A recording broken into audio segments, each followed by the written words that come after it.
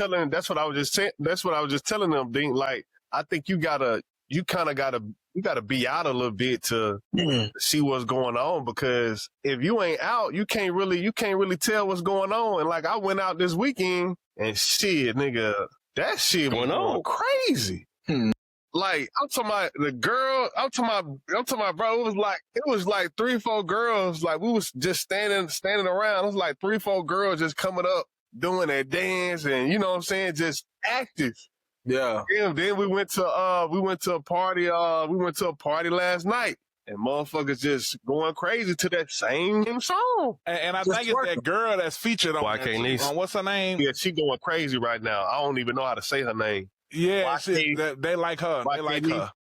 She had the hardest verse on the song. And then like the girls just want to have, like, man. Oh, the Travis Porter, you know I knew that was going to be a hit, because that's like nostalgia. All they do is make club songs. Yeah, so I think it's kind of like, I don't think, like, that's just like, it go back to what you say too, Smooth. Start with this type, but like, you know, like the song of the summer type shit. You know what I'm saying? Like, I think that shit really might be a song of the summer, but the shit might just really be based off of your surrounding, your area, your niche. Yeah. You know, like, I don't think you can say, like, it ain't no song of the summer like Lizzo trying to say, because her mixtape. It flopped. But that definitely, like, in the southeastern, like, I would say from Texas to Florida to Atlanta, all the way up, just the whole South, right? That's definitely the song of the summer, right? And it go back to what you said, Smooth, like selling 11K, because I think Metro did like 7. That song is on fire, you know? So that goes to show it don't matter how much you sell if you in the streets. Right. JD, he was like, because they was asking him, like, bro, he said that Wham Whammy song. He was like, nigga, that was the song of the summer. Yeah. Like, I mean, of course, I wasn't just singing it, but why are we not saying that that's the song of the summer? Facts. Because look, who that? Pluto, right? Yeah. To the point when you say put on some Pluto, I was in a club here in Denver. I was in a club the other night. I was like, man, tell the DJ play some Pluto. This nigga play like 4 of her tracks. I'm like, damn, I ain't know she go hard like that. So that's crazy. I mean, yeah. I don't think you can't say like we ain't got trauma for real, bro. Yeah. What you think, Willio? Man, I'm gonna be honest, man. I haven't listened to Metro album. I haven't listened to it. But since I'm hearing y'all talk about it, I'm definitely gonna give it a spin for sure. It's gonna take you back to the game. Yeah, so that's why I'm just sitting here listening. I'm like, wow, you know, I ain't even listened to it, so I'm definitely gonna listen to it tonight. Matter of fact, when I get off, it's gonna take you back to Hattiesburg, Willio. Yeah, but I was really asking you about the the idea of the song of the summer though. Talking about I don't. We still talking about Metro album though, right? No, any song. Oh, just any song. Man, me personally, I can't quite put a finger and say, you know, there is a song of the summer. I can't really say that, but I also recognize that I be in my own little bubble too. You know, sometimes, you know, I listen to I'm nostalgia or you know, whatever. Y'all know what I'm trying to say. I be listening to old stuff, so sometimes I be in my little bubble and I may miss stuff that's, you know, if it ain't just out there on the internet. You know, I still listen to the Clips. You know what I'm saying? I was about to say the Clips album. Like that might be the album of the summer. The album of the year. Yeah. So, you know, but in terms of, you know, just one song, I really just can't say I quite put my finger on just one song, honestly, you know. Right. What y'all boys think? I don't know. I don't think you can really give. Y'all, man. I mean, NBA YoungBoy dropped some stuff. Hey, one of his songs could be the song, because his show's been going crazy. That's what I was just about to say. Right now that's what I've been watching right now. When I said that, I was capped out. Man, I think it's been a few songs this summer for real. I think it's funny. I think if you still play that Drake and Party Next Door, Somebody Love Me, bro, that's gonna go. It don't matter. Yeah, but you know that's funny you say that, Bill. Like I don't know why like people don't want to give that song credit. No, I love Somebody Love Me. That shit. And then part two, all about that. Part 2 go crazier than the first one. With Cash Cobain, Party, and Drake, bro, that one is probably because I seen on Twitter where people were still like, "Yo, this song, they done rebooted it." I don't even think that's on that song. I thought "Give Me a Hug" was way better than that. But. "Give Me a Hug" is nice, but "Somebody Love Me" is just more. Somebody Love Me, the one. I think that one was the song of the summer. I think that I definitely think that "Take Me Through There" definitely up there, and I think that Pluto, that Wham Whammy. I remember when I first heard that Wham Whammy, bro, and I ain't know who she was. When I heard it and I played it, I'm like, bro, who the hell is this? This is a hit. And I had to go find it, and I downloaded it, and I played that bit like 10 times back to back. That's how I knew that song was out of here. And I never even heard of the girl. I think that one. She real Atlanta. So it's like, but it still go back to show you, like, it's like the women's summer. It's been the women's summer since what, like 2020? Nah, I will say this, that because I do listen to a lot of female rap now. I will say that now. I listen to that. I 100%. So if I can say, I still can't quite say it's a summer, song of the summer. Really, Lotto been putting out some nice stuff. She got this one song where she redid T.I.O. 24s. I like that. Man, it's clean. I had put it in the chat. What about the one she did on the boat? Did that come out this year or last year? Body. Lotto been trying. Man, I love that song. Yeah, I think Lotto been trying, but I don't think she just ain't. She not hitting that mainstream crowd. She just not popular because it's like her. Okay, so if you put Lotto versus like Pluto or versus the other girl that Metro got on the song, they more. I guess you could say more relatable because they like really. Lotto grew up a child star, you know what I mean? So they don't never take that away from her. So the other ones are more relatable, I feel like. Lotto do got some stuff now. I like that song. And I don't even quite understand, dude, but I like that song she did with Cardi, Playboy Cardi, Blick Some. That song clean. She got man, I like that body song, like that new song that she redid with 24s. I think it's called Chicken Grease. I believe that's what it's called, if I'm not mistaken. But man, I like what Lotto doing. I think she man, she know how to rap.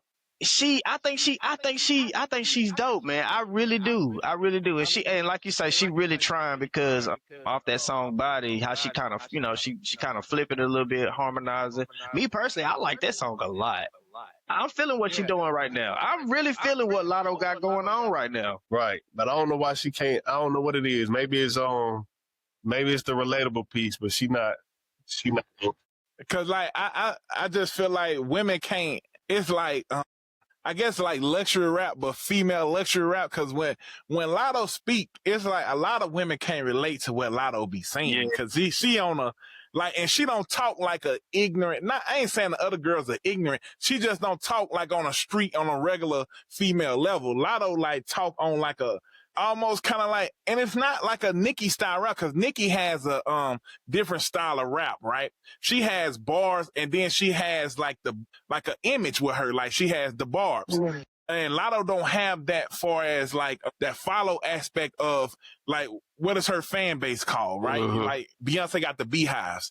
Like I said, Nicki got the barbs. And so Lotto is missing that part. And then when she raps, it's on a whole nother level. It's like really ain't relatable. Like she ain't got that many bodies. Them other girls, like they sound like they got some bodies. Like, get me through there, you know?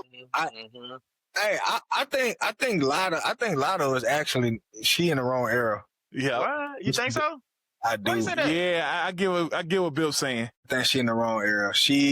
Because we got the think about who popping as female rap. You got Sexy Red, like you got Cardi B, Pluto, Glorilla, like Lotto a lot different from them. And I personally think Ice Spice, like she in the wrong era too. I think Ice Spice sound is just so trap. Like that last album she put out, it sounded like Saudi Red got all her beats and produced them. You know what I mean? And Lotto don't have that yet to make her stand out.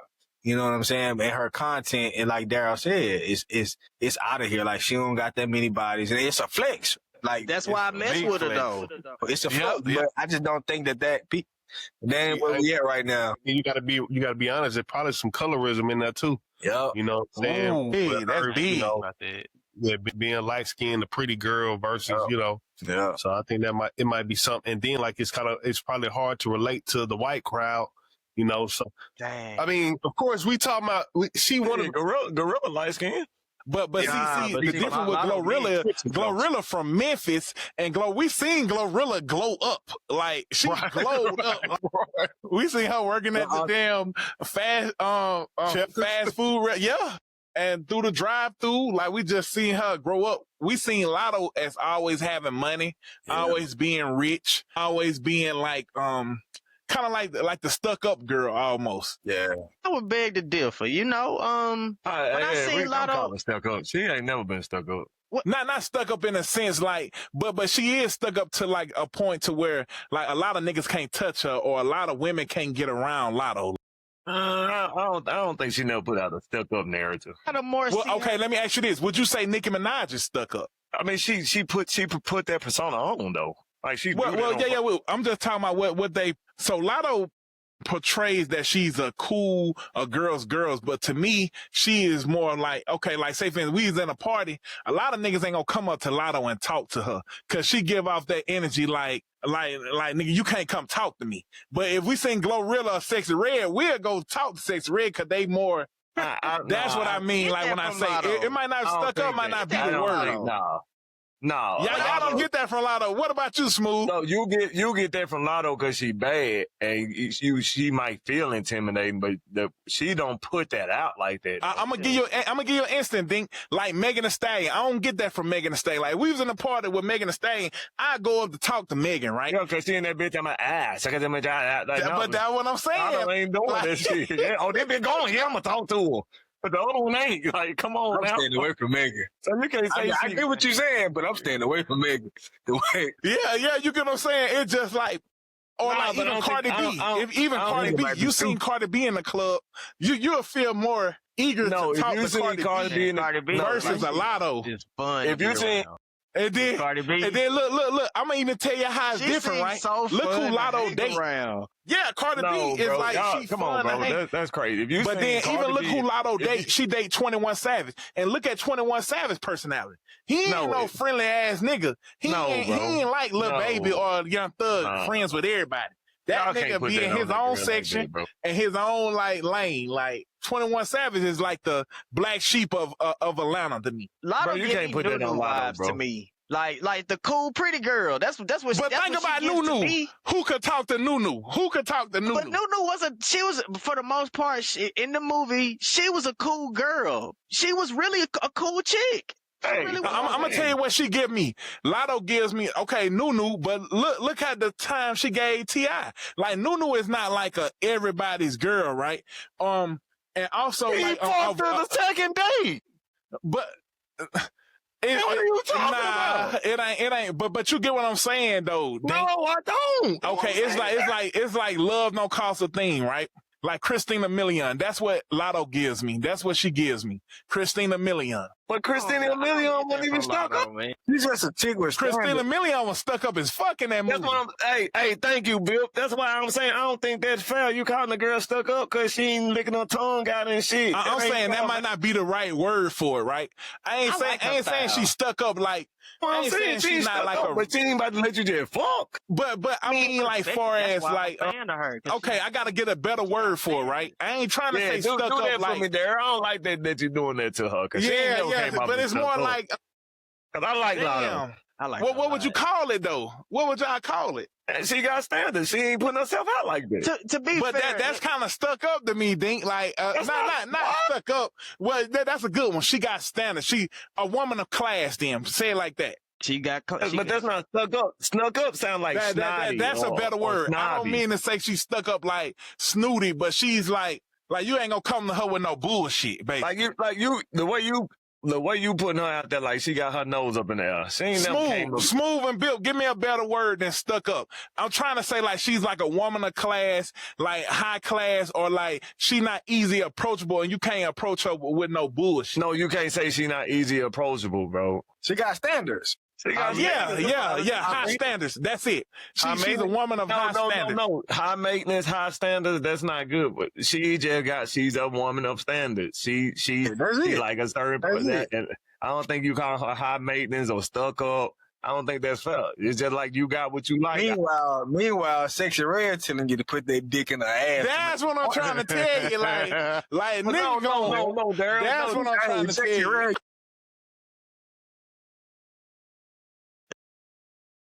But it's a difference though. That's all I'm trying to say. She's not a Sexy Red. So I think Daryl, I'm gonna help you out, Daryl. I think what you're trying to say is like Lotto is an AKA and Meg Thee Stallion is a Delta. There you go. No. That's it. So whatever you would call an AKA, everybody know them AKAs and how they are and their personality. And everybody know how Deltas are. That's it. That's exactly it. No. The person, no. See, that ain't the same. See, that ain't fair. Cause them Deltas, they ain't that they not stuck up either. The thing is, they like more of a rough, might be more rougher, but they don't mean that they like going. Don't condone that message. I don't know what that means. I don't know what that means. What you mean? What you mean? They more rough. You gonna use the word? They more like, hey, about their business instead of being snotty or stuck up. See, AKA known to be stuck up. I think rough is a crazy word. Hey, we gotta clip that though. AKAs versus Deltas. That's it. That's a great comparison, Smooth. No, let's not do that. All right, look, let's stay here. All right, let's stay here. Who would you rather, like, if you had a house party, right? Delta. Who would you rather be around? Delta. Sig, SG Rose, or we got who we got? We got SG Rose, we got Deltas, we got AKA, and who else? I need WAP to jump in on this. Hey, this is a great conversation. What you say, this is a great one. Hold on, let me see. Yeah, so who else we got? Wait. We got the Deltas. We got AKAs. Hey, Bill, ask the question again. We got Child Mega. If you throw in a house party. We got Zeta. You said the Zetas. All right, that's a good one, Zetas. All right. Wait. Who else we got, Daryl? Who else we got? We got Delta Gamma. Okay, Daryl. Hold on. Y'all tripping, bro. It's only like 3 or 4, bro. Like, wait. No. So we got What's the Alpha. question? Oh, college. Where the fuck y'all going? All right, here go. It really just 2 main ones. They keep it at the 2 main ones. Yeah, just keep it the 2 main ones. Oh, nah, it's 3. It's 3. In the house party. All right, you throwing a house party. Who the third, Smooth? B, she was one. She was a SG Rose. Yeah. Hold on, but that ain't. I'm talking about the 2 populous ones. We got Delta, Alpha. Those popular at different schools. So we got Delta, Alpha, Zeta, and AKAs, right? All right, here we go. You in the house party, right? You about to throw a house party.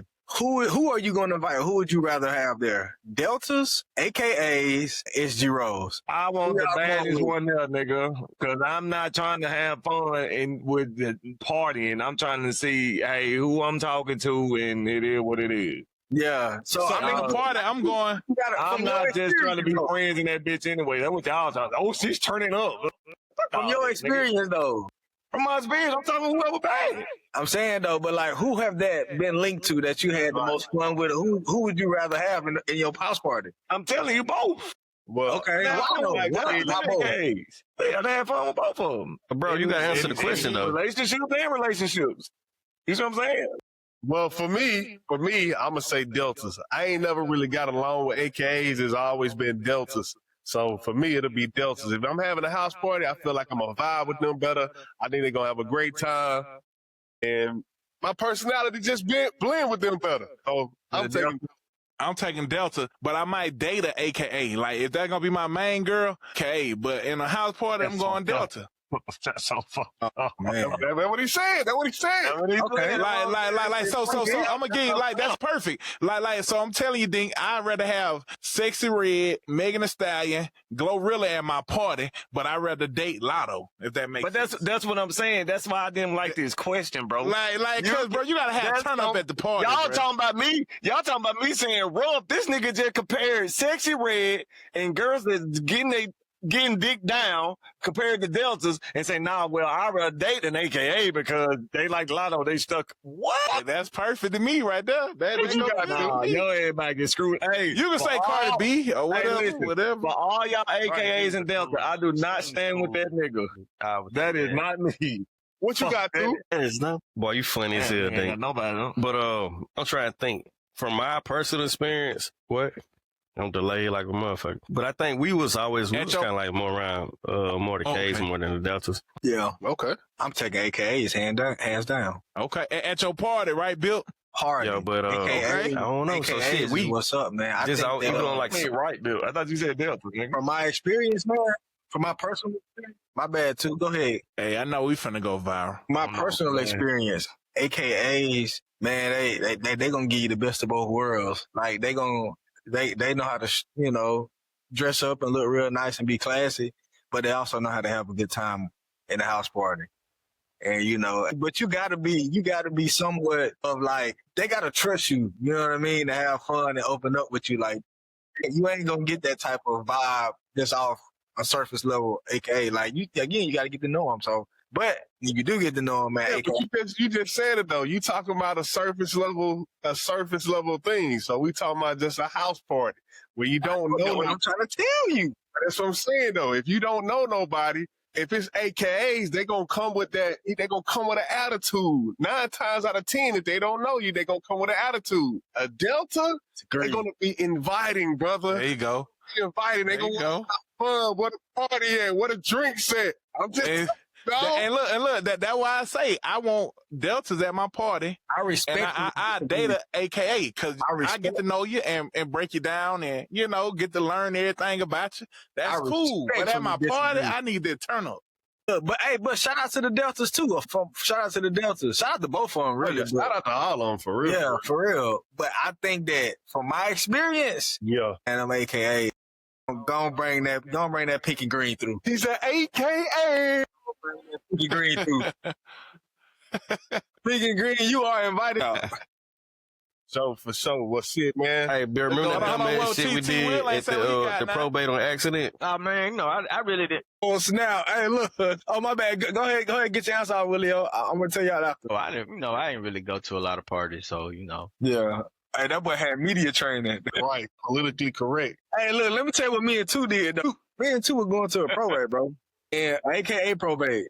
And, I had the bright idea. I can't remember. I think I had the bright idea to it's an AKA. Man, my boy Watt we finna go in the room, get dressed. We late kind of already. So we 7 rooms or whatever. Man, I pop out. I got a green shirt on. Two pop out with a pink shirt on. And me and this nigga look like the biggest groupies at the probate. So this nigga got on a pink shirt. I got on a green shirt. Like, we like, bro, what? How did we even do this, dog? Bro, we thought that was them. We was like, bro, remember we was like, bro, you just gonna stand over there, bro. I'm gonna stand on the other side of the room. We was not gonna be seen together wearing pink and green, dog. That was hilarious, bro. I couldn't believe that, bro. All right, so I got another question for y'all. If y'all could have joined a fraternity, what fraternity would y'all have been? Damn, y'all niggas scared to answer? Nah, I wouldn't know y'all. I know. It's easy for me, man. I'm a Q dog. I would have been a Q. All day. Oh, you took my shit. Yeah, all day. Dog. I know I'm trying to be Omega. Hey, but you know what? For me, it would actually been out of the Qs or alphas. I like the alphas too. But see, the women say that I guarantee you the women would rather have alphas at their parties than the Q dogs or even a Kappa. You know what I'm saying? Cause the Q dogs coming that motherfucker going crazy. But the Qs, they like to have fun and they just, they gon'. Yeah, it's so crazy how like all 3 of them, and I don't know if the stereotypes are accurate, but like, the Q dogs are like the guys who, wild, then you got the alphas who so-called the smart guys, and then you got the Kappas who like the smooth, pretty like suit and tie. You know what I'm saying? So I think my personality, I think I would have been a Q. I think I could have been an alpha, but definitely could have been a Kappa. Them niggas too clean cut. Yeah, that definitely could have been me. What y'all think? What you going, Dink? Yeah, what you going? I can see Dink being an alpha. Nah, I really can't see me. Bro. You gotta choose one, Dink. I know you might not join a sorority, but you gotta choose one. I damn sure I join a sorority. Yeah, fraternity. Yeah, fraternity. My bad, bro. My bad. Okay, well, I mean, if I probably had to choose, I don't know. That's a tough question. Cause neither one of them fit my personality. That's fine for you. I'm not as I'm outgoing as hell, but I don't do what the Qs do. Like I ain't doing all the I ain't trying to call them extra, but I don't do that shit. The alphas, I'm a smart dude, but not to that. Like I ain't trying to talk about that shit all day. Right. I damn sure ain't gonna be. I know I can tell you this for damn sure I won't be a Kappa because I'm not doing all that shit. Like that damn sure ain't me. Right. But I think you an alpha, bro. That's what I was gonna say. Probably for the question's sake, it'd probably be an alpha. But yeah, I think an alpha. I ain't gonna lie. One reason I wasn't neither one of them, cause I had two brothers for free, and one was a twin, so I can't pay that kind of money for no brother, boy. That shit kind of crazy. What you think, Willio? Man, I'm kind of like with Dink. I don't really know what my personality would fit. I don't know. What would y'all say? I put it that way. Alpha. Yeah, alpha with you. Yeah. Yeah. I say alpha. I say two. I say two. Shit, that boy two probably be all three of them hoes. Yeah, it just depends on what day you catch wild. Yeah. Draw to It just depends on what day. And now when you post this clip, Smooth, you gotta ask the women who they rather have at their party. Yeah. That's a good Yep. point too. That's a good point. That's a good one Let's right get there. to it, right? Let's get to it, bro. Hopefully that boy two shit on. That nigga is the most delayed nigga there is. the stream east. He goes streaming all day. He's streaming. Blow on me, dog. PS. That nigga still blowing him like it ain't every week. It's crazy. My shit ain't never used to do this shit, though. I don't know what's wrong. Two, boy. God damn. No count though. Yeah. Did you take the camera? I wonder what it is. It's something with your connection to. You don't got no Ethernet cable to your modem, do it? Are you able to put an Ethernet cable to your computer? I'm gonna try to buy one of them little Wi-Fi cards. No, next said episode. this nigga had 270. I'm fucking tripping. Man, shit. That shit don't work, boy. And ten, I guess, like the card, USB you plug Wi-Fi in. extender. Man, shit, let's get to it, man. You don't need that, bro. You probably just need a new Wi-Fi card or plug up Ethernet wire. Or a new modem. Yeah, new modem. Yeah, that's what you're saying, Hundi. Nah, modem. He don't need no new modem because he connected. He ain't got no problem with it translating. What you think it is, though, Dink? That's what I just told you. It sounds like you need a new Wi-Fi card or just need to plug up I'm on Wi-Fi. Ethernet. What you on Ethernet or you on Wi-Fi? And two, That nigga on the 22nd. how far away are you from the I'm Wi-Fi a little box? bit from it. Take me through that. Take me through that. Hey, take your time. We ain't got the answer right away. Shit. That shit trash. What y'all think that Cardi Ass. B album finna do? Yeah, you probably get hey, that nigga too will tell you when it come out. I wonder, two, do you have the app on your computer? Are you going through the app on your computer or are you going through the web browser? Hey, yeah, do it. Get on your phone, bro. Do it on your phone. Y'all just want me to get off? Because we ain't even going to be able to do the intro, bro. Oh, let me text two. Do it on your phone, too. Get on your phone, bro. You got the app? Nigga probably ain't got the app. Hey, Tone, let's knock your bitch ass out. Talking about something. Josh Herbert gonna get some fucking 275, nigga. That nigga got 5 yards in the first quarter, nigga. And Josh Herbert, nigga, that nigga ain't playing like a Justin, nigga. Fuck that, nigga. He ain't got me shit, nigga. You got the app, too? I just downloaded it. I did, Tone. You did give me 2 legs, though. You said Baker for 2. You said Mooka for a touchdown. And CJ gonna get 20 steps. You said y'all gonna make that nigga run. Shut up, nigga. I need 6 legs, not 3 legs. Oh, did he? I'm going to edit this part out. Oh, me, too. So how was your trip, bro? Trip was amazing, dog. It was an experience, bro. Like, man, you know, all the history that you think about when you think about Italy, Rome, Spain. You know what was interesting to me, and this gonna sound hella crazy, but I didn't realize how close Rome and Egypt were, you know, until I'm actually getting and I'm looking at it on the map. And I'm just like we on the boat, and I'm just like, damn, bro, like niggas literally right across the water from Egypt and like the Red Sea and, you know, the Mediterranean. You know, that to me, that was mind blowing, bro. Like, damn, like niggas is this close to Egypt. Like, bro, just take me by, drop me out by my people. Take me through there. Yeah, but it was dope, man. You know, that trip, man, it was like to be real, it was more so like a history lesson, man. Like, and that's what these experiences bring to me, or that's what the overall, I would say the overall trip was for me. It was like a history lesson.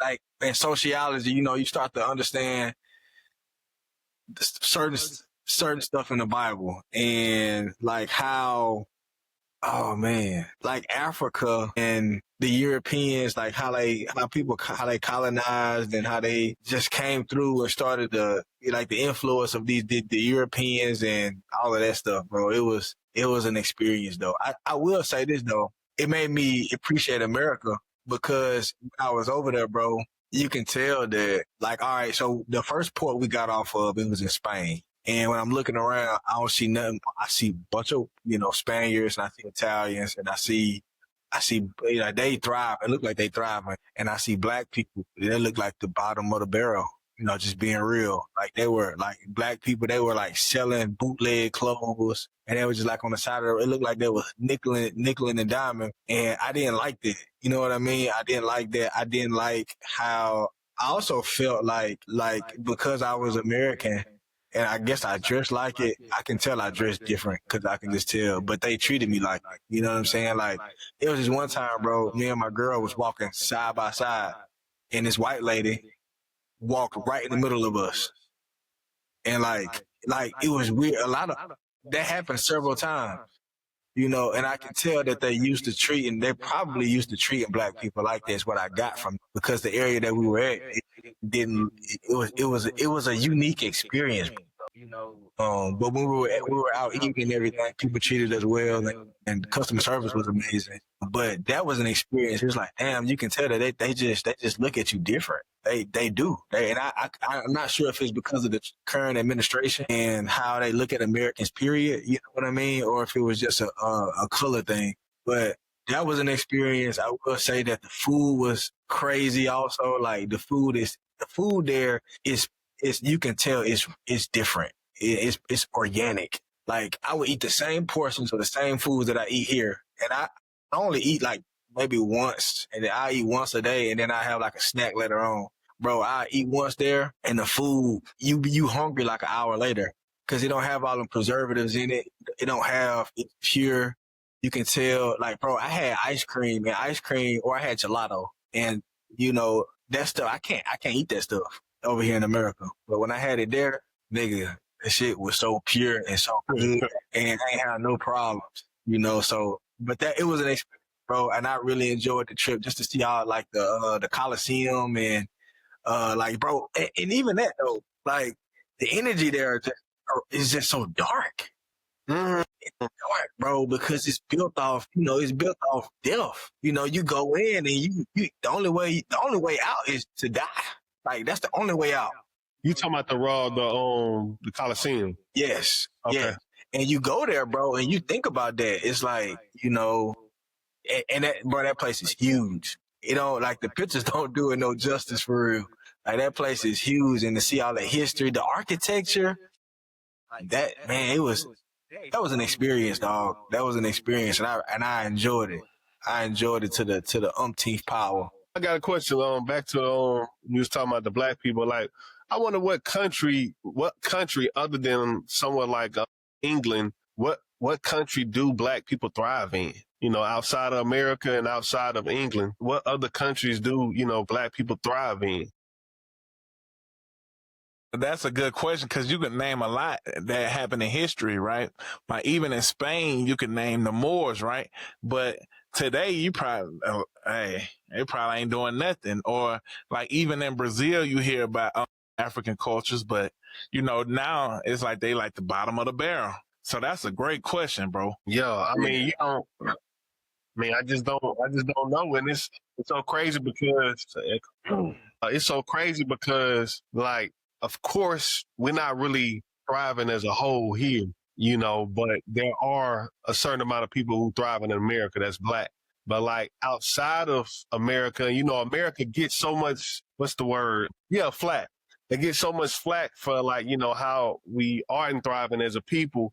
But shit, like Biff said, like you go outside of America, what else is there to say for what the world is doing for black people?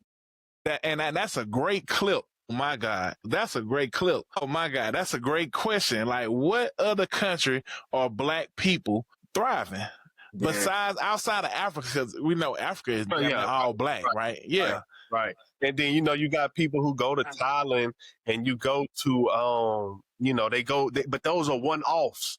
You know what I'm saying? Like, if you start infiltrating that motherfucker a little bit too much, nigga might shut that shit down.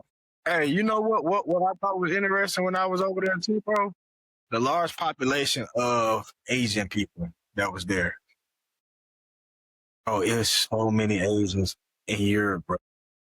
So many. Mm-hmm. And I couldn't believe it, bro. I'm like, why are all these Asian people in Europe? Like, why? I still don't know why. I still don't know why. The continent or whatever. Yeah. Yeah, because I guess Europe and Asia is close, yeah.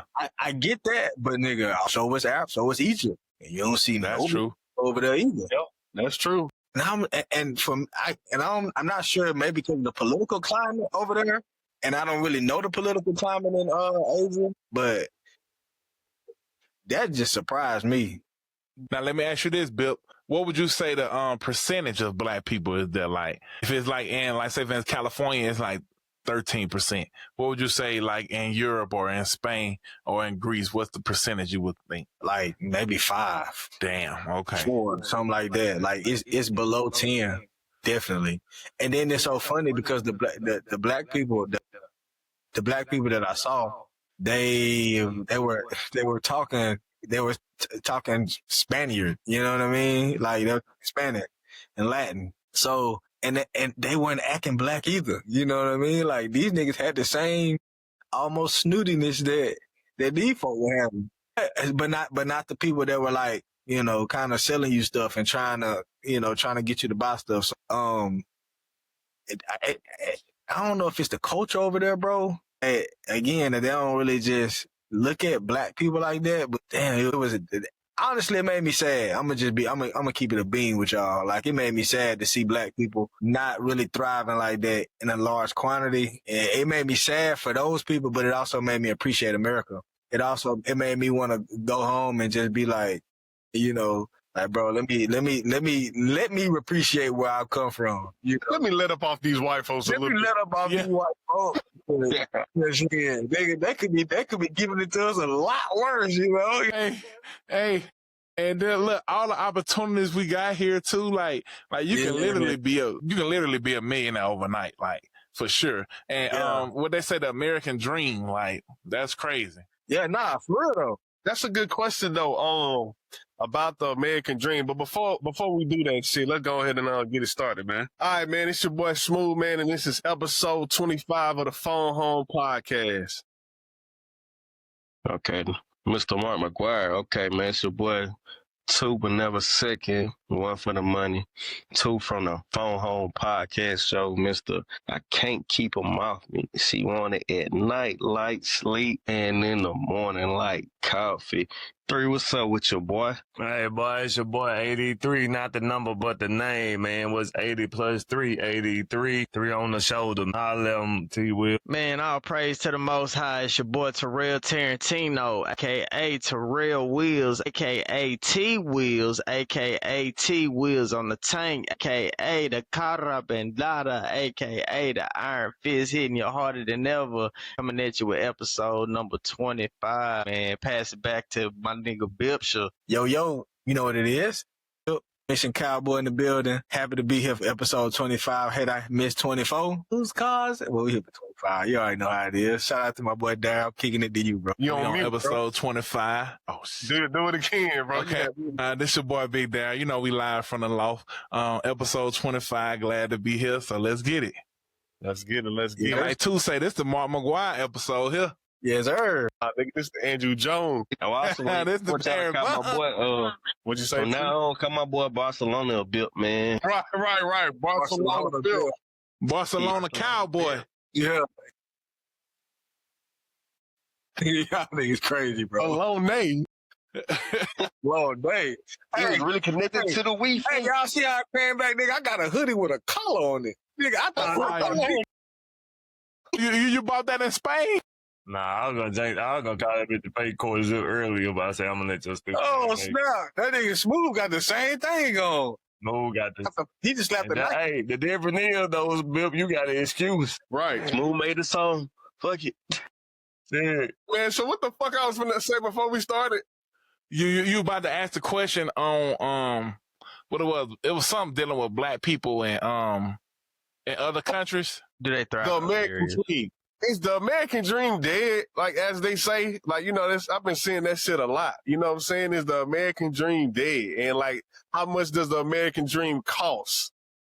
Or I did can't the say it's American dead. dream ever exist for black people? It does. It does. Okay. And I seen a thing the other day. I think it says 1 out of every 200 black people are millionaires now, right? So, and just going back to what Bill was saying, where else in the world can you find that, right? And so I think that there is an American dream. And then I also seen a research study that says to raise one kid nowadays it costs, I think, $300,000 to $400,000 or was it 2.2 million, something like that. It's one of the two. Hell no. That's what they say now. That's what they say. To raise, you talking about in a lifetime? Yeah, in a lifetime. Yep. They say anywhere from like $1 million to $2 million. So if you have 4 kids, right? So I would say you have to at least have like, we could say $1 million per kid, but like if we talking like middle class, maybe like 10 million is like the ultimate goal that you want to make in a lifetime. Not have at once, but make in a lifetime. What you think, Bilcher? In what regard?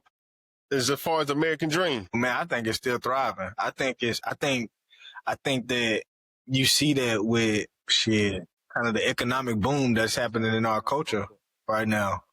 I personally think that it's shifting. The tide's shifting economically. I see a lot of potential. I see so much. I see more potential than we ever had before. All this opportunity out here. And it's crazy because niggas is recognizing it and people is taking advantage of it. Like you can't talk to us the same that you once did. That's my experience and what I see. Like, bro, I see black people thriving. I think that, like Darryl was saying, inflation has changed a lot and it's moved the goalpost a little bit, but niggas just getting faster. Niggas, you know what I mean? And I did look it up too. It's $389,000 to raise one kid in America. And that's according to ABC News, and that's 2025, April 7th, 2025. Up until 18? Yeah, up until 18. Yep, that's it. Yeah. Yeah, so that's my answer. Dink, what you think, bro? You gonna spend that same $300,000 on something else anyway. What you think? I mean, I honestly don't even realize why that was a thought. I never thought it would do. Well, I mean, that's what they saying. Yeah, I mean, I know. I'm saying that. Well, that one to you, to the general people that think it's dead. I mean, you know, I always thought about, you know, me. I'm always like, nigga, opportunity always there. It's just if you're gonna take it. I mean, you can learn stuff many different ways. Nigga, I'm about to do a part-time job just because it's something called a rise. Like you can make money just from taking calls, and you can work that bit 24/7 round the clock. Well, nigga, you need to give your boy. You need to give me that shit. I mean, I will. I mean, but you know what I'm saying? It's shit like that. That's no, like nigga, that now. Nigga, send me the link. That's facts, though. That's facts. And I ain't gonna care. I'm gonna do that bit while I'm at work. But it's like you can make. Hey, shit. Like it's so I never thought it was dead. If anything, I thought that bitch was more prominent than ever. It's out there if you want it. And then like it's out there. That's good. Now, is it easier for some folks? Yeah, I believe that. But do I think it's much easier now to obtain than before? Do I believe the gap closed? I think it closed tremendously. I don't think it'll never be shut. But do I think the shit then the gap then got closer where it was like, you know, or you couldn't get shit and different things like that? I think that's gotten closed. Yeah. I don't think we need a DEI or however it is to get opportunities no more. I believe we had those barriers broke. I believe our forefathers did that for us. So, yeah, that's just me. Well, Leo? I definitely say that the American dream is still alive, and for black people in particular. You know, I think with all these tools that's available, of course, there's oversaturation. You know, if for instance, if you want to be a content creator, but at the same time, overall, I think the gaps have closed, and it's amazing. You know, we see, and I don't mean to bring up just celebrities because regular people are doing major things, but you see these young kids, streamers, and different things like that, and they have the influence to change the world, and not just change the world, but what if they didn't have this technology? This has brought them to the forefront, and not just them, other people are not taking like people like Kai and all those people, but you know, other people who are in the smaller realms, people are doing some amazing things just with technology. So, you know, the technology alone has afforded people to attain the American dream. It's crazy. Like I seen I seen something where this guy, I think I don't know if y'all ever heard of him, but he does like he talks about music promotion, but he was talking about how people are earning $5,000 a month on TikTok just going live. I was like, wow, like that is insane to me. You know, just you know, What's what I always say? It's so many ways to get paid. it's like, again, I'm with D. Like, how could it not? I don't see where's the disconnect when they say if it's dead. I don't quite understand that question. I mean, what do you mean by Or that? dying. Yeah. Like I don't quite get that. I don't see it. Me personally, I don't see that. But that's my little 2 cents. Hey, and just to add to that though, T Will, that's even more crazy because hold on, let me get out this part. Hold on. And just to add to that, you see the main quote unquote black careers, them niggas getting out of it. So like even rappers, like we thought that was the only way. Rappers getting out of rapping. That's true. You know what I'm saying? Like that's what I'm saying. Like shit done brought up and nigga, shit, you had a nigga that came up off rapping and said, "Fuck that, I gotta make more money playing video games." T Grizzly. Yeah. T-Pain the same way. T-Pain. Nigga, I'm doing hood. Fuck that. I'm going to play the GTA. It's so funny. Like, that's what I'm saying. Like, what used to be the path to take, right, is no longer the path to take. Yeah. There's so many other. And it still is the path though, because like we see musicians making more money than ever. We also see sports players making more money than ever. So even though those are old avenues, it's still lucrative and it's still getting paid more. So you got streaming. So no, what I'm saying, that ain't when I'm talking about when we talking about American dream.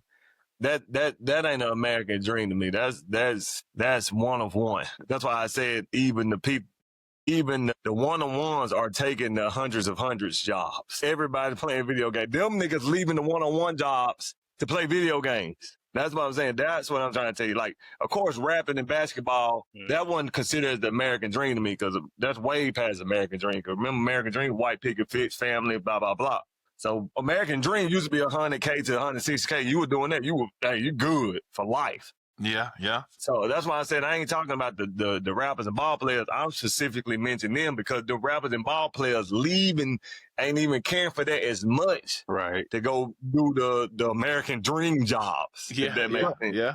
Some of them niggas leaving to go do commentating and start a podcast. But then you could say streaming is becoming one of one. You got a point. I disagree. You got two. I get piggyback on thing, especially like start with the DEI part. You say what? The DEI part, so it's still needed since they got away. I'm talking to a doctor. He's a doctor. He's scared about job security now because the DEI was lifted. Once you lift that, now it's like, cool, we can get these jobs back to Josh, Allen, and Henry. You know, DEI was never because somebody was unqualified. It's because these people that were qualified didn't get those opportunities. Right. Opportunities. So I get that, like, cool, especially for entertainment wise. It's like, since we got the internet, I think a lot of times we're just more entertaining. We got them in that aspect. That's a great point too. Yeah. That's a great point. Yeah, because we saying, like, entertainers and rap. Oh, you don't got to be a rapper. You ain't got to try to be hood. You could be yourself. Speed going on a generational run right now. He don't pretend to be nothing. No pun intended. But I'm talking to some, like, this is coming from of these jobs that we look at in our community. It's like, damn, you goated. Damn, I know I got my... So, you know what I'm saying? So it's like, nah, we still need them. No, I mean, all right. So let me to rebuttal with that. I'm glad you said that because I wasn't meaning it like that. I was basically saying that if you want to take that away, we still got leverage now. So I wasn't saying it like that it wasn't needed because just like DEI was needed, I believe the Rooney Rule was needed in the NFL because black people that were very qualified weren't getting the opportunity. So they were forcing those owners to at least take an interview with blacks. So I'm not saying in a way like, shit, yeah, we don't need that shit. I was basically saying that, shit, y'all want to take it away. We're going to find other avenues. We're going to always find a way, even though I still think it's needed. But I'm saying if you want to take that away from us, all right, cool. We got other avenues. That's what I'm saying. But I wasn't saying in a way that we don't need it. We still need to be put in place to me. But with every rule though, there's always gonna be a backlash on it. Everything you do, it's gonna be a good and a bad to it, bro. I think the American dream has changed too. Like it don't look like what it used to look like for everybody. Facts. And that's the thing too. Like I think America was able to sell people on what American dream was to us as a nation.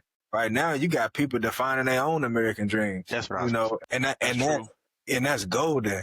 That's people living how they see fit. And it's because of these opportunities, this technology has empowered us all, to do that and afford us that opportunity. So the American dream to me is doing what I want to do.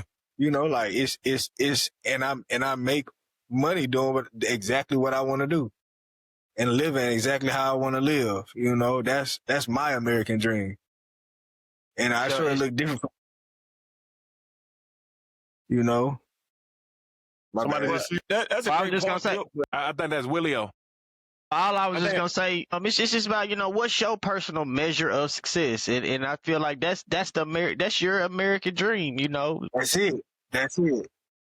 Some people, the American dream maybe back in the 60s, 70s maybe was to have a dog, just a regular house or whatever the case may be. But back then they didn't have the technology that, again, it ain't even about entertainment purposes. People are thriving just from the tools that they are able to get their hands on these days. You got a lot of people doing big things and they not celebrities, But so, I think it's just, go ahead. I do want to combat with, I just ask you.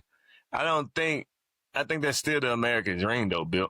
I think that's still American dream, so to speak, ain't necessarily like saying what I like and what you like. I think the American dream just saying I want to live comfortable. I don't think it was necessarily just like, I'm living my own way. I think that's kind of the point. It's like, hey, you living comfortably. Like, cause like everybody keeps saying what's their own success. That's what the American dream is. Yeah, that's what I'm saying. I just wanted to screen share. Nigga want you. You too. Beat me to it, Smooth. I got that shit pulled up too. I'm glad we doing this screen sharing. I love this shit. Now reread it. Who gonna read it for us? Look, it says the American dream is the belief that anyone in the U.S. can achieve success and a better life through hard work, regardless of their background. That's it.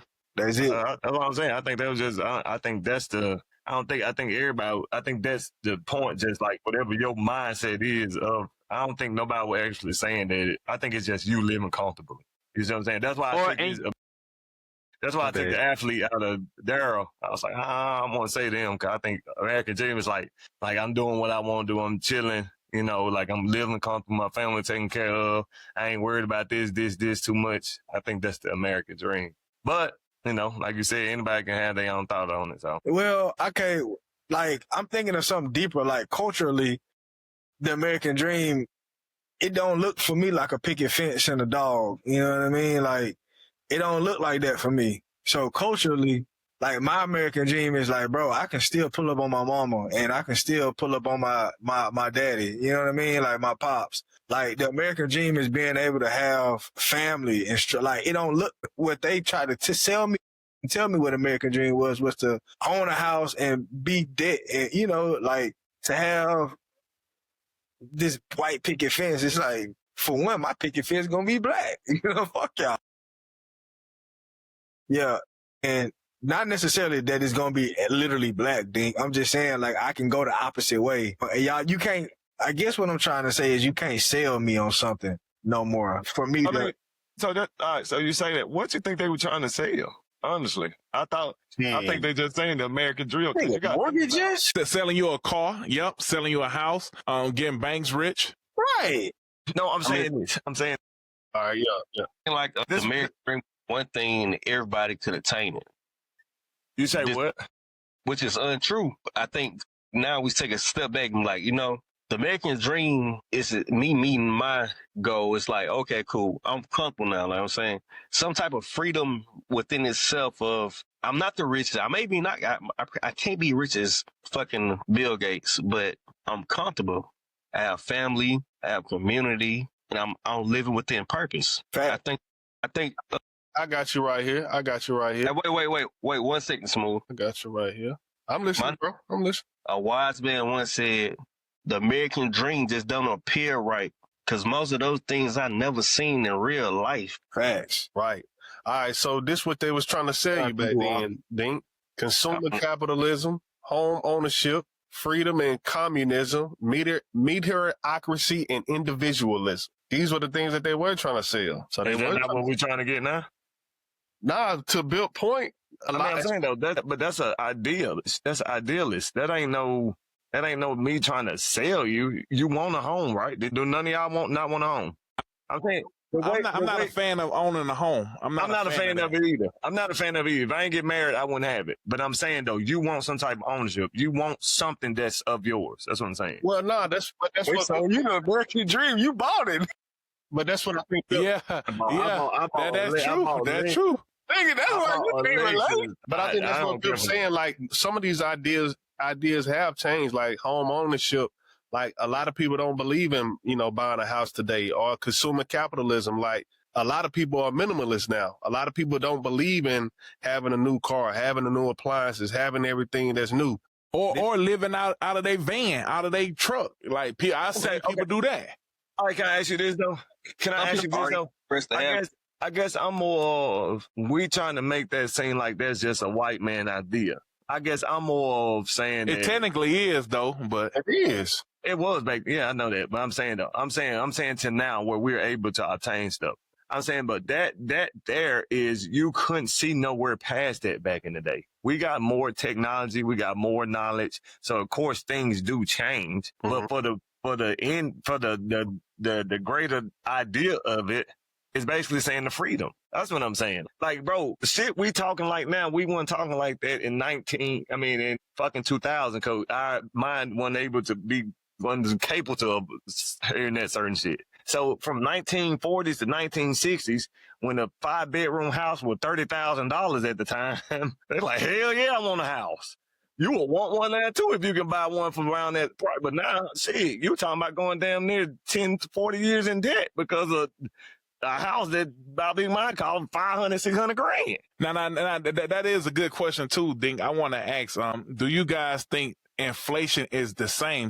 Back in the day, like you said, 30,000 for a house, but now today, it's like if we average the whole United States, it's probably about 250 to 500,000 for a house, right? For a family house. So I wonder if that averages out, like, so, and now you get paid anywhere from average, probably like, I want to say maybe $50,000 to $100,000. So what you're asking is, does the debt to rate income ratio, is that the same as now as in back then? Yes. No, I think it's a lot higher. So I believe, even though 30,000 might be relative of what today is in a way, but I believe, you were able to make enough to live comfortably for a 30,000 house, where you would have to probably make more to live comfortably into a 800 grand house or $1 million home, if that's what you ask. Yep. I believe it costs way more.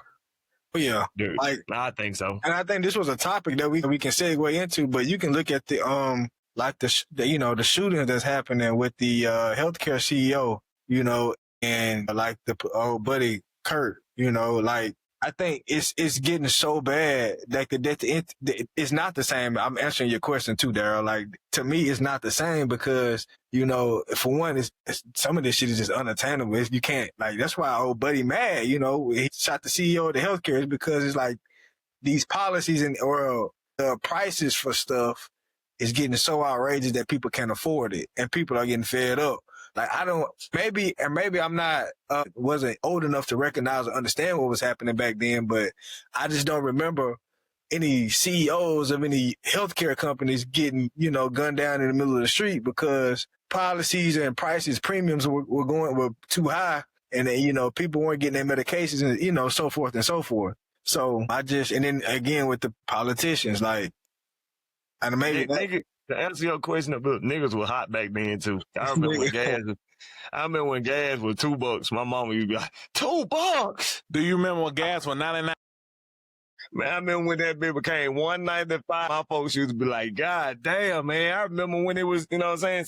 I think people when change gonna happen, change gonna always happen. So that's just to answer your question. I think niggas always been hot. Nigga, I remember when the 25-cent bag of chips was 25 cents. Now when the bitch went to 30. But look, that's a It's lesson. like 50 cents for them. 50 cents for them little ass Hey, bags. that's a lesson that we should learn. Go ahead, Wop. You got it too. Like, I keep it a bean. My job, I don't have like a high prestige job, but I know I make more than niggas back in the Gap when they was buying houses and shit. But it's when that rolls up, they start paying niggas more. It's still the same, you know what I'm saying? You know what I'm saying? So it's like, they pay, nah, y'all was doing this, but it was only that. But shit, them niggas was making way less than everybody. You know what I'm saying? So it always finds its way to balance out. You know what I'm saying? And Yeah, you're right. Agree with that too. Yeah, you're right in a way. You're right in a way, but I do think it's still more today than it was. Like the balance ain't because of what happened with COVID. And I think it should be more, I guess, I want to say universal, but federally, right? Because like I think the federal minimum wage is still like $7.25. Throughout the whole United States, like if you stay in California, the minimum wage probably is like 20. I know here in Denver it's like $16.80. But like if you go to other places like Georgia, Mississippi, it's still like the minimum wage in those places are still like $7.50 or $7.25.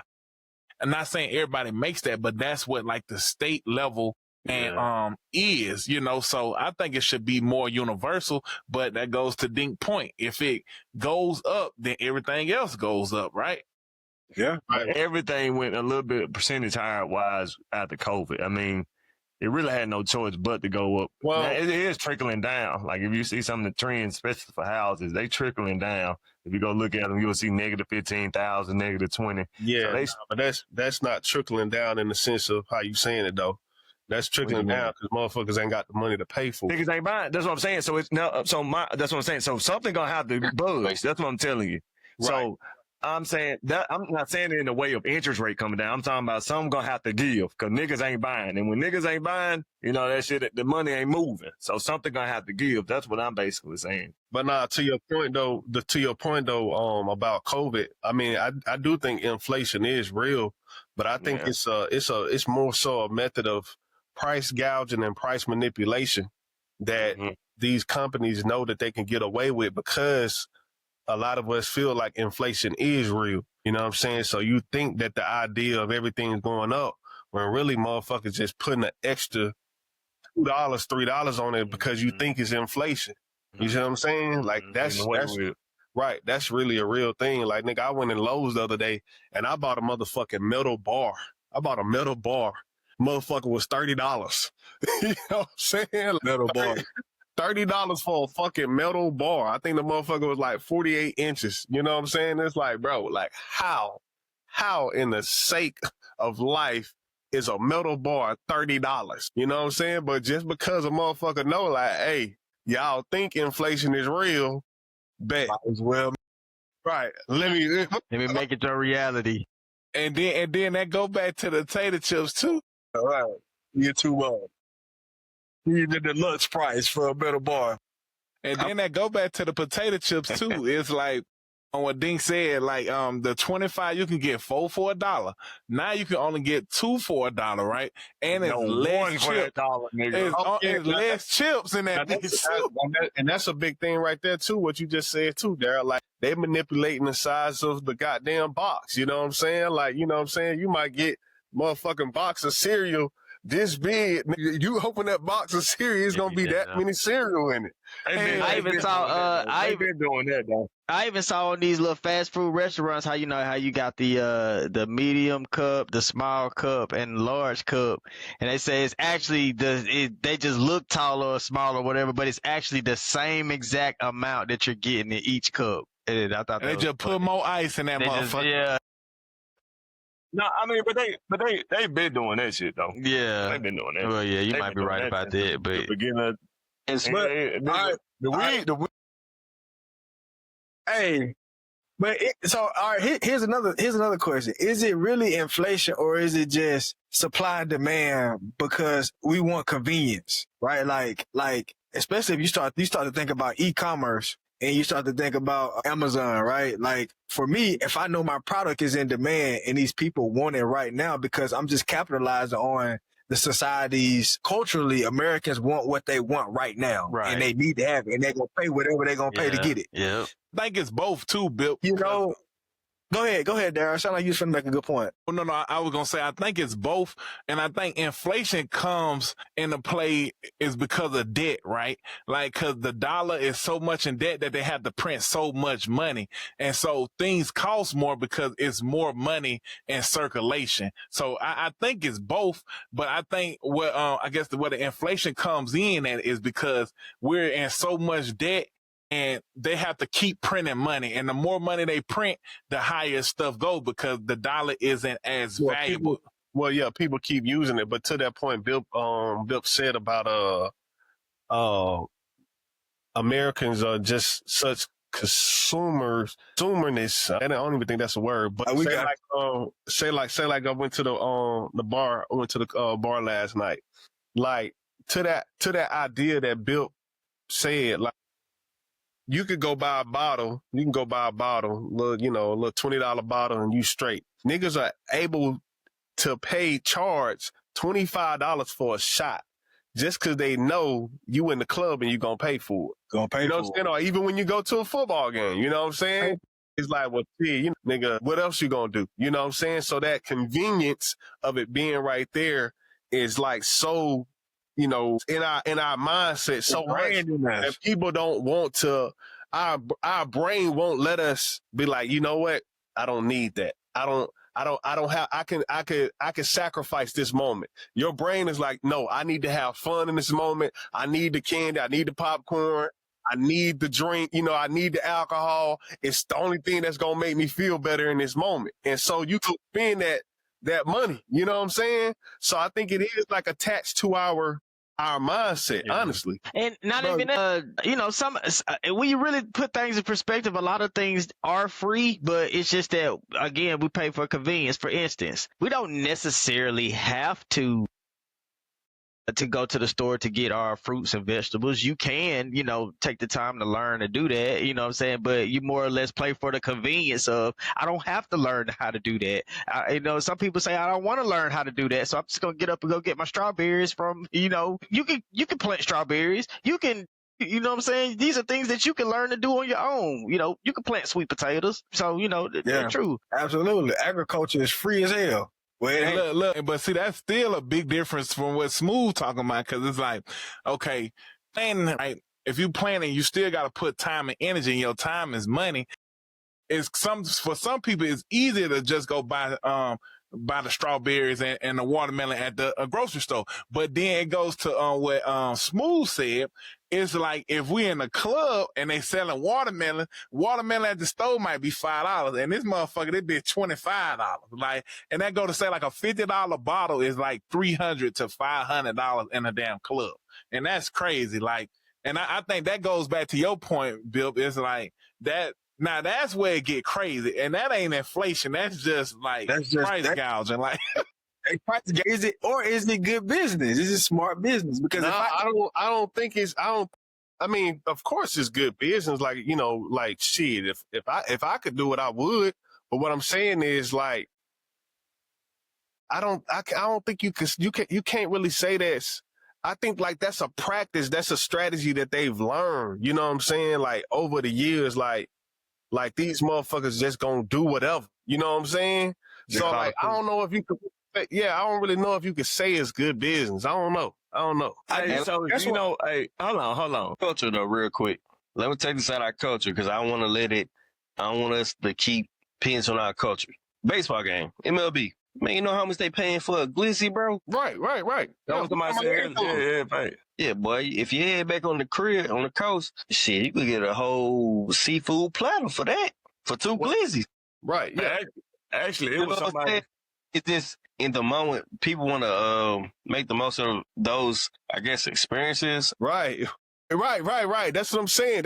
Like, I don't know if you could call it good business because it's like forcing a motherfucker like to be like, man, if you don't do this, you ain't having a fucking good time. Right. Like the hurt. And you don't really think about it. You just get with the program.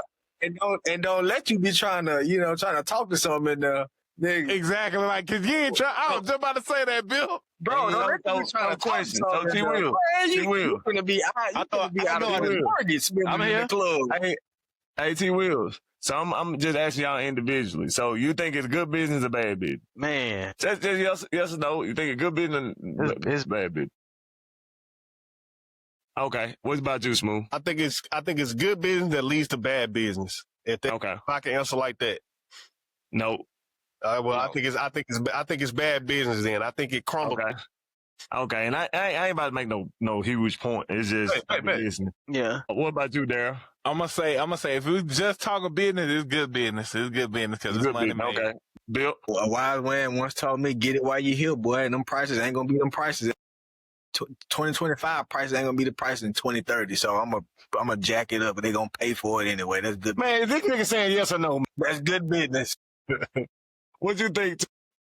I think it's bad business. All right, so I'm asking y'all that because, like I tell you, I always hear you. And it's crazy how we pick and choose who bad and who good business because Smooth said it's bad business, but Smooth also told me what Nipsey was good business. When he did the $100 album. That's music. I think that was good business. I think that was great business. But that's artwork. And not only that, he gave people choices. No, he gave people choices. You can get it for free. You always got choices. But not every. But he gave you the same album that you could have bought for $100. It was available for you at free. So why pay for $100? I think it was a hard copy and it was signed. If you want to support him, that's why he said it's a proud to pay campaign. You proud to pay. Okay, cool. No, I did. That's why I said it from the get-go. No, I made my dessert, whatever the word is, and I said I'm not trying to make like a huge point. I'm just trying to see where it goes. Yeah. I said that from the get-go. This kind of segue point. It didn't give away for free. You say what? I said you would segue into the I would have made a good point. Yes, I'm glad you pulled it up, Smooth. Yes, I love this. I mean, hey, that nigga like everything you do, Smooth. Nigga, he talking fucking screen shit, bro. Hey, but look, though, this kind of leads into that point, though, of us talking about something being sold. It's crazy how we segue into this. Like, something being sold to us, the same shit for fucking over and over and over, and fucking Americans are finally getting tired of the shit. Us. Because I know you're talking about us in the gym, but I'm making my point. Like, no, I ain't fell for that shit since the iPhone 6. Okay, you had it. Right.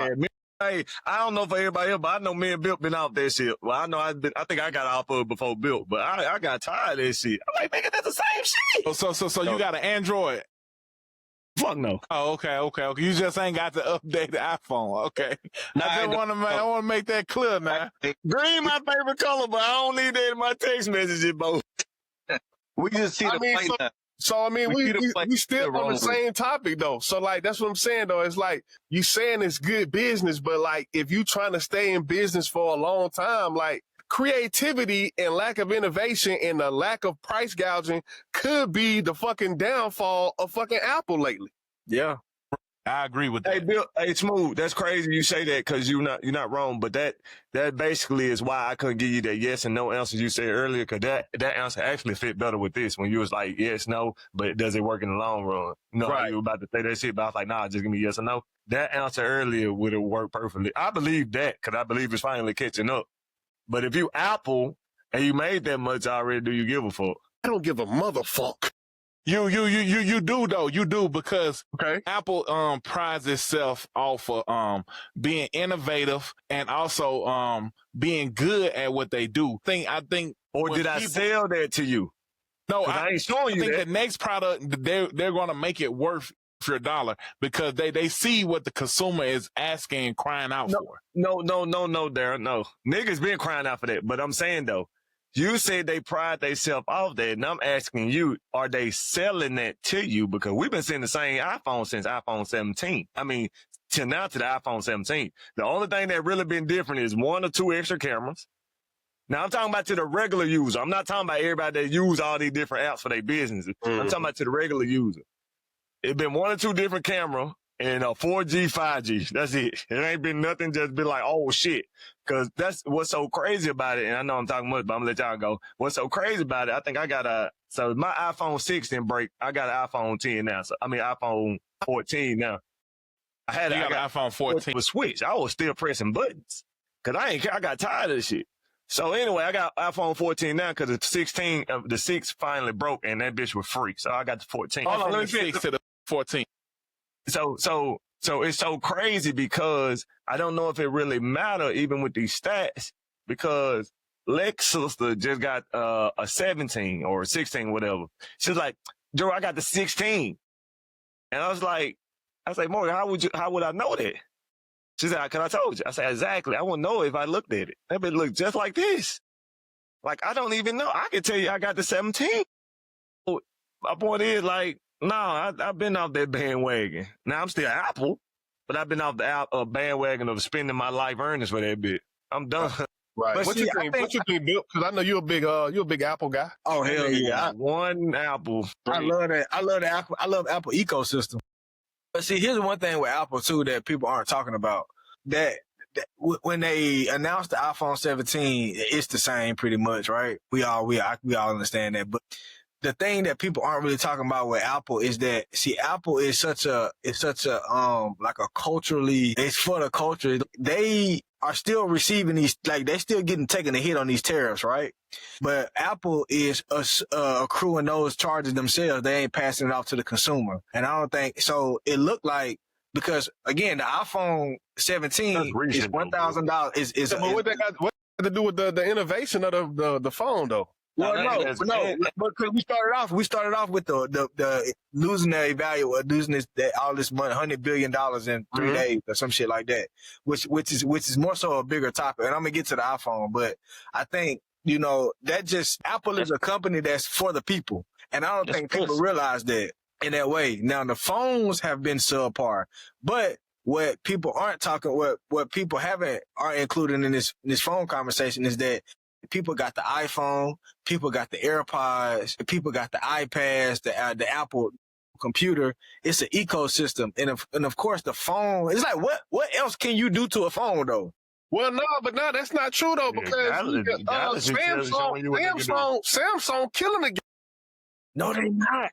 No, they not. Look, I think Samsung not killing it. Google is doing good. Google is the one. No, my thing is with Google Apple software doing good. Google not the phone. But the phone is doing good too, because they got the Fold. They're making them thinner. Yeah. They got the Google 10 pixels. My girl, she loves Google Pixel. But let me get to. What you say now? He's talking to me.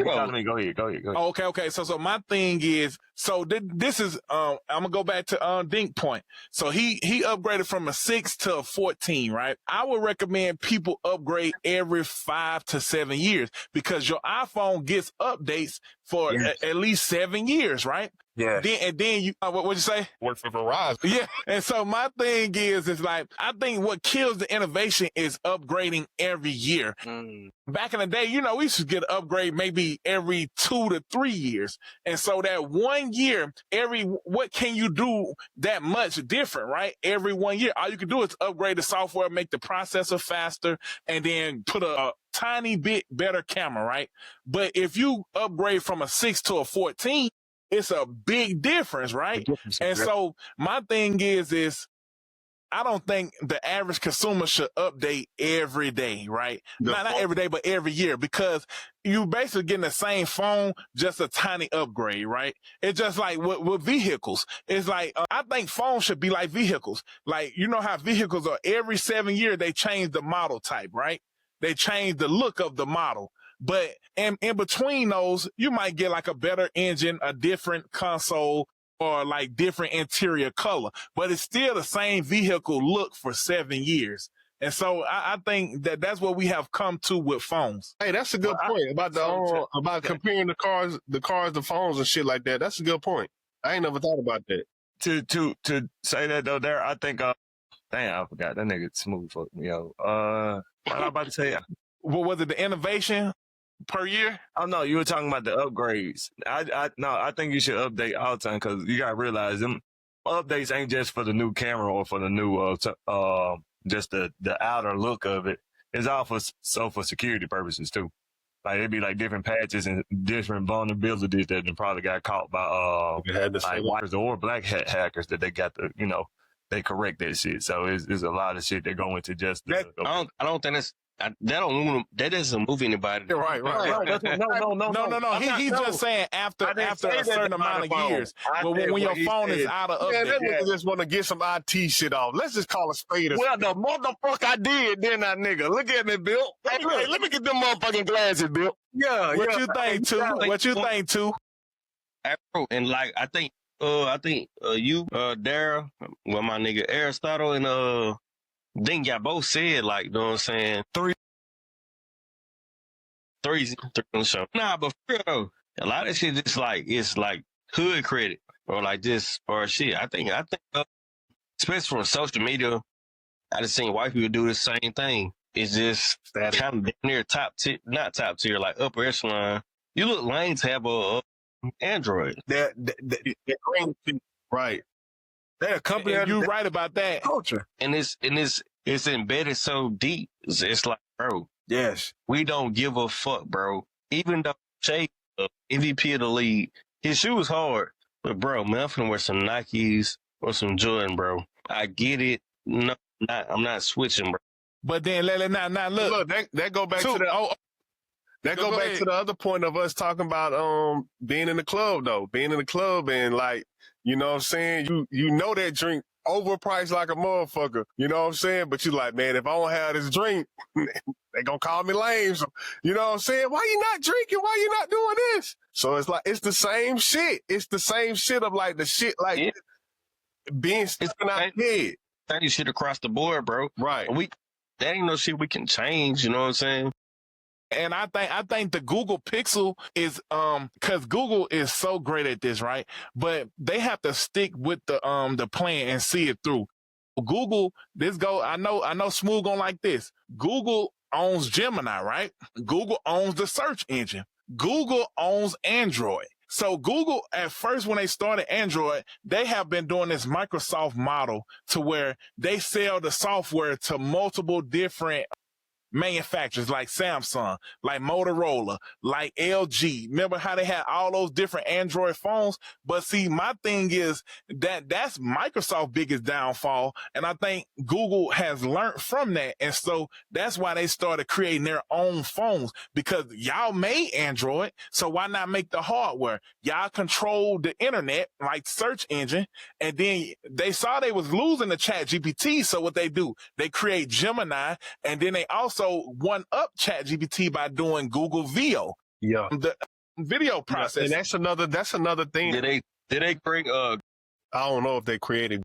Oh no, that's Twitter. That's Elon shit. But that's another thing too about Apple. Apple is really losing the AI race. Like they were supposed to have Apple AI. That's why I bought this phone. I bought this phone for that reason alone. And I do not use Apple AI whatsoever, bro. Look, bro, that's and for me, it was for this whole conversation. For me, Apple is about their market cap and why their company is, because that's what we really getting at. They still gonna sell a bunch of phones, but it's their market share that's losing, and they losing the AI race because they overpromised and didn't deliver with the AI intelligence. The demand for a new product or for a new hardware, what consumers want, they not giving it to them, and I think that's a bigger thing. But you see, what Apple is doing that's really good though is that they are finding ways to stay relevant. Like, think about Microsoft, right? Like, you think about Excel and you think about Word, like you can download those apps in the App Store, right? Like Apple has, They get money elsewhere. They get money elsewhere. They get money elsewhere. But look, here's what I'm saying. You know, until people like Google start shutting all their apps down and say, look, you know what? If you buy Apple, if you got an Apple phone, you can't get Word on our processors. You can't buy, because think about what PlayStation and Xbox, they were in a big war. You know what I'm saying? Like, if you had a PlayStation or if you had an Xbox, you couldn't get certain games because they was at war. Nigga, these games is exclusive to Xbox. Yeah. And that war just ended, and now everybody's all good and celebrating. But Apple has done something incredible when they found ways to incorporate their brand into other people's or their ecosystem into other people's brands, and it's they're gonna be relevant forever. Got another something to help your point, Bill. Hold on real quick. Yeah, we screen sharing like a motherfucker. Yeah. And while smooth screen sharing, I'm gonna just say this right here. Google, so I don't know if y'all remember, but Google and Apple had a thing with the Apple on the Google Maps, right? At first, you couldn't get Google Maps on iPhone. Yes. So, like, listen to Buddy point about this. I think yes, he's spit. Wow, and that's so powerful, right?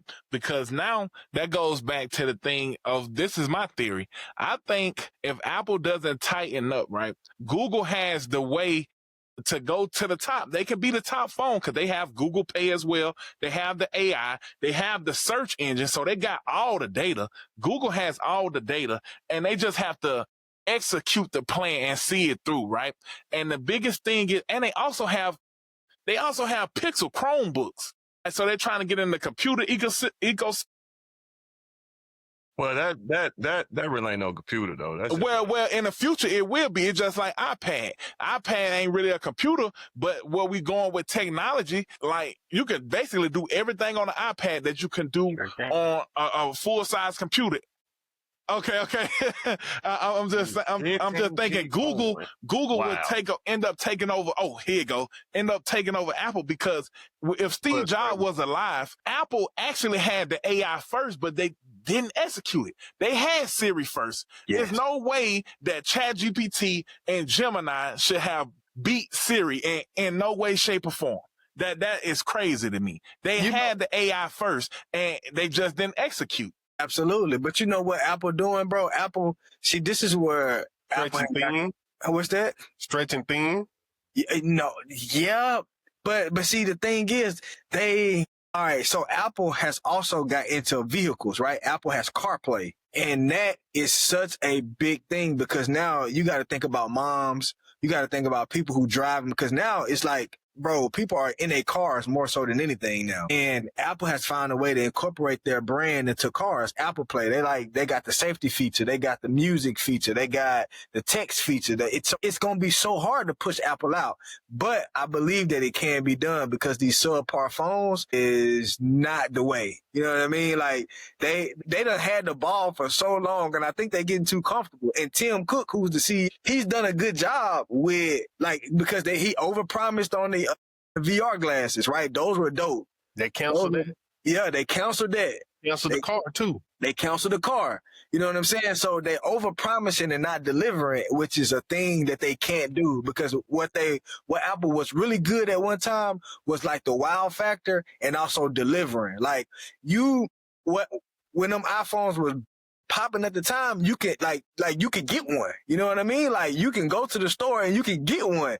And it was like they was meeting their supply, they was meeting their demand, and Apple is not doing it. So they losing customers because they ain't being reliable no more as they once were. Can I ask you, so with that article, what the article basically say, Smooth? The one I just played? Yeah, not him. I'm talking about I ain't studying it at war with Walmart and stuff.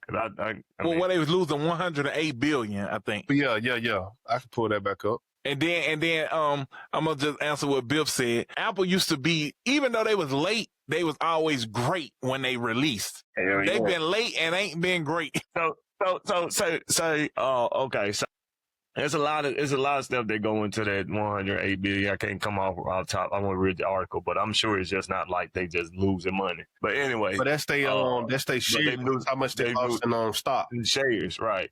Like, everybody, ain't a good amount of people taking the hits in some of that shit. Well, they want to own it. Not after you just released it. that you about to drop a new phone. Yeah, but I mean, Crazy. this is my take. This is my take on that.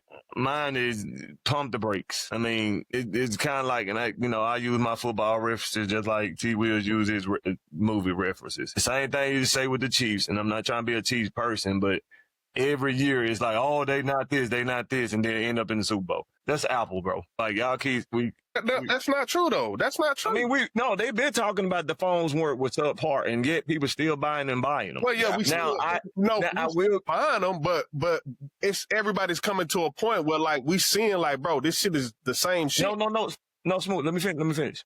So I'm not saying that ain't happening now. What I'm saying is this might be the first time, because y'all naming all the different stuff that they did and did not do. This the first time that, like y'all saying, that people probably like saying, you know what, fuck it. Well, this the first time we gotta give them a chance to be innovative now. I mean, shit, you've been buying the fucking same shit for they on iPhone 17. Google and everybody else that came with all different type of varieties of phone and still ain't iPhone. So finally, one phone out of 17, niggas like, oh.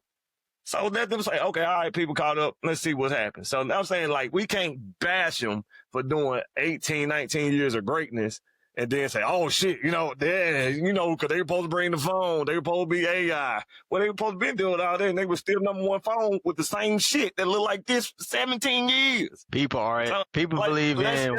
My bad, go ahead. Man, so let's just kind of like just pump the brakes on trying to bash them, because shit, these niggas been giving you the same shit. Niggas been buying it. It's kind of to the same shit with YoungBoy. What you about to say, Willie? I know what you about to say. Go on, say it, though. It's just like, what have you done for me lately? That's just how people are. Like, that's just how people are. It don't matter what. You could be. I'm agreeing with that. Man, you can have the best record for 20 years. Man, people, what have you done for me lately? That's what they want to know. Hey, so Pat Mahomes don't start winning, he getting his ass out of Kansas City. You prove. You say what? If Pat Mahomes don't start winning, he gonna get his ass booted out of Kansas City. It's coming. He's gonna have to reach the contract. I ain't trying to go no cheat shit. Try to reach anyway contract, and I think so. T. Wills, you proving my point though. Yeah, go ahead. So what he been doing? That's what I'm saying. Pump the brakes, because it's about what you've been doing for me lately. They only messed up 1 year, so now you got to give them a chance to fight back. That's what I'm saying. They talking about all the old stuff that didn't happen. I'm like, all the old stuff y'all talking about didn't do. Them niggas was still #1, and Google did for me lately. Google Pixel, Google smartphone, the notebook, all the extra shit. And what you did for me, a fucking lot for you lately, and guess who they were still going to? Apple.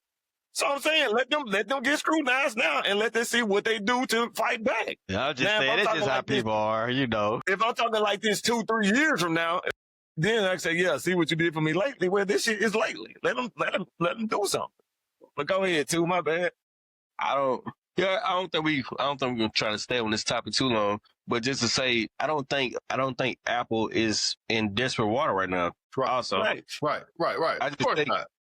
I think we're kind of starting like, damn, what y'all gonna do? I think they probably still got 2 or 3 more years of stagnancy until they need to worry. But also, if they're progressive as they see what's going on, because Google, Androids, how the fuck you want to call it, they've been had a kind of like might have a better product for sure. The camera, yeah. So I think they can still like cool. Somebody got to be innovative over there. And you think that too? Be honest though, like when we be playing, I play these 2Ks. Y'all play different games, man. All that. You can't tell me these ideas ain't been thought up before the next one come out. So these niggas got probably so much shit in the bag, but shit, why I'm gonna pull that bitch out the bag for if you still buying my old purse? You see what I'm saying? Like, what for? I'm chilling. So what you saying, like, then you saying, like, all right, cool. When niggas, like, really get serious, they gonna finally be like, okay, cool, let me take my shirt off. It's time to play hard. Bro, like I'm saying with the Chiefs, I ain't trying to be football. That's just my reference. You gotta do that. I get you. We was basically saying the Chiefs was playing a mind game. We didn't do it. Fuck the Chiefs, everybody. You don't pull out your best tricks, it's time to pull out the best tricks. If niggas still falling for an inside zone run, guess what you gonna keep doing? I'm gonna spam that bitch. Run. If niggas can't stop the push, what I'm gonna stop it for? No, you know what I'm saying? Now when you get 300, 400, 5-pound niggas on the line and they stopping that bitch. Shit, we're good. Okay, well, I got something to counter it. All right, cool. All right, let me say this though. Let me say this. I think what Smooth put in the notes was to talk about who's been doing this in the rap game. And I think motherfuckers maybe sometimes get too overconfident in what they Drake. doing. That's actually who I was thinking about when I said what I said. Great. Hey, let me get my point across though. You got it. That's what we're talking about. So it's like Apple might be like, you know what? Once they start complaining about too much, I'm just gonna hit them with that shit. The shit that you thought you had in the tuck, damn, that shit don't move me neither. Man, but that's why, hey, no, you're right. That's why I told Darren, you gotta give her time to fight back, though. I mean, but you gotta give him time to fight back. Now you in a situation where you gotta come up with some creative shit. Damn, what do they like? Oh, no cap.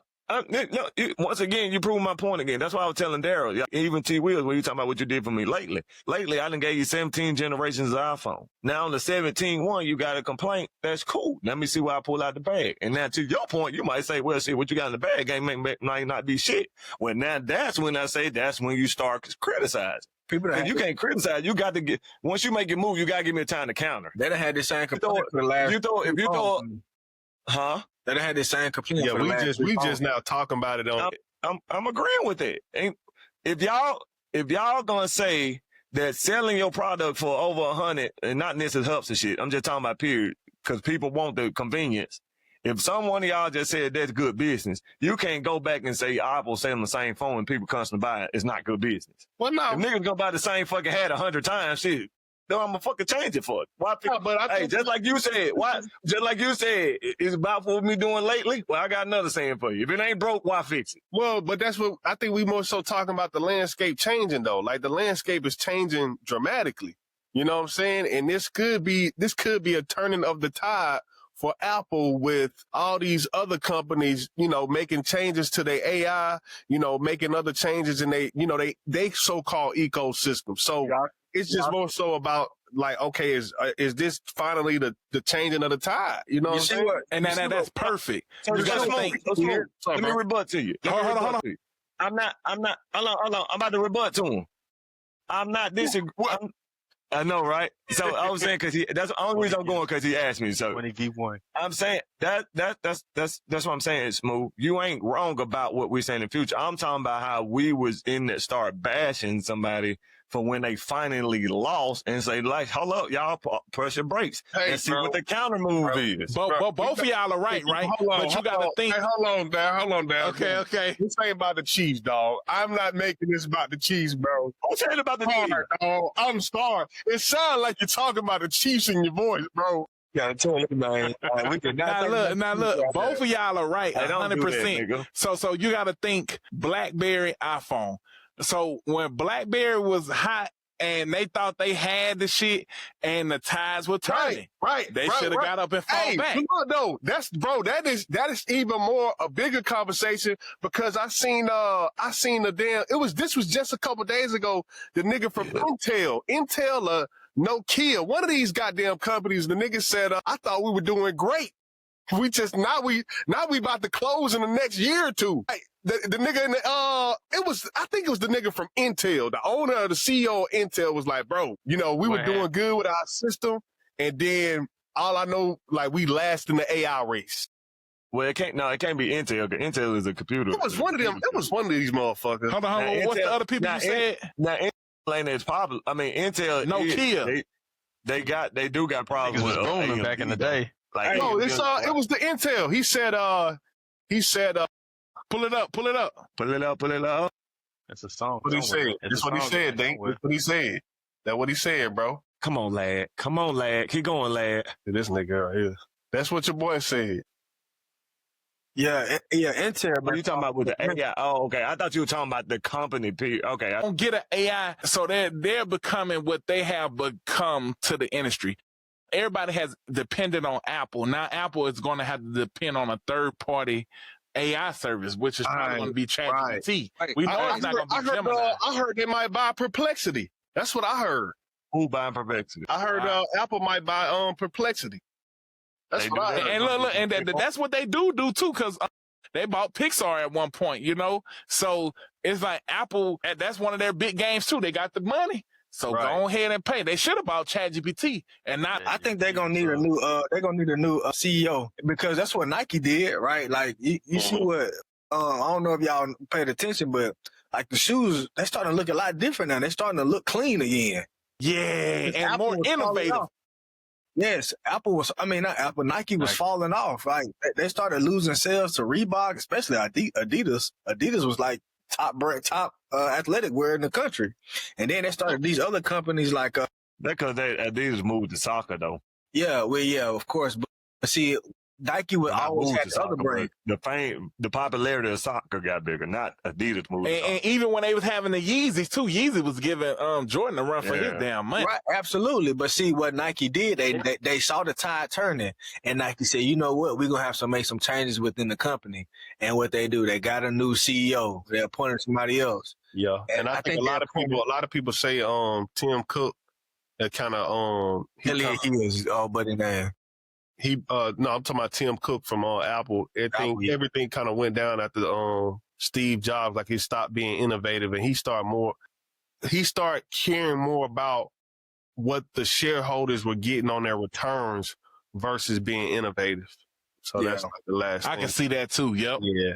But I want to move to the next topic. I know my boy Willie ain't really said much about that Apple topic, but I know he probably gonna say a lot about this topic right here. Man.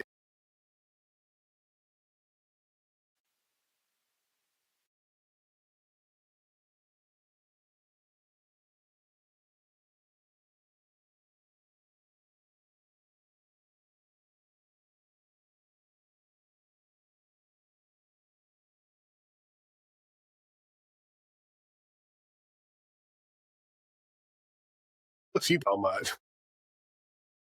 Yeah. And it's so crazy. Man,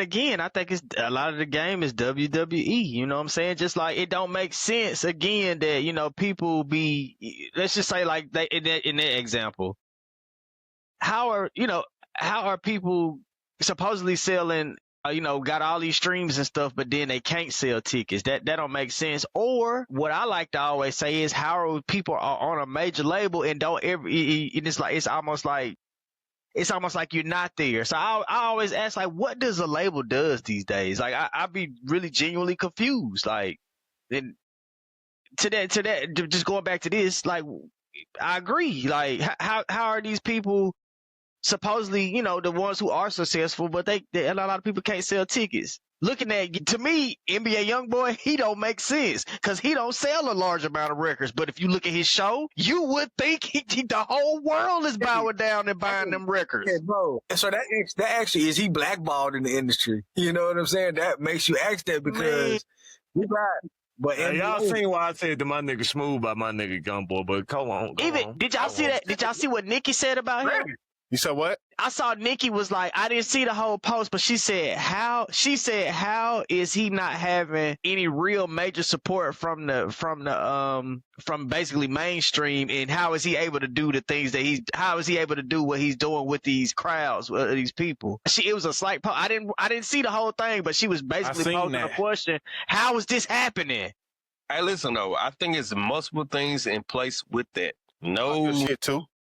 I don't think you could take nothing from YB. YB is fucking YB. I remember I used to I don't want to shit, we here now. I used to drive like the Disturbed kids, or what, like, you know what I'm saying, issue kids. I remember us having this conversation. Them niggas love YB. I don't think, I'm not trying to paint them away or YB away, but he got a certain demographic, but also the nigga ain't been able to move around anywhere for 5 years. That's a key point.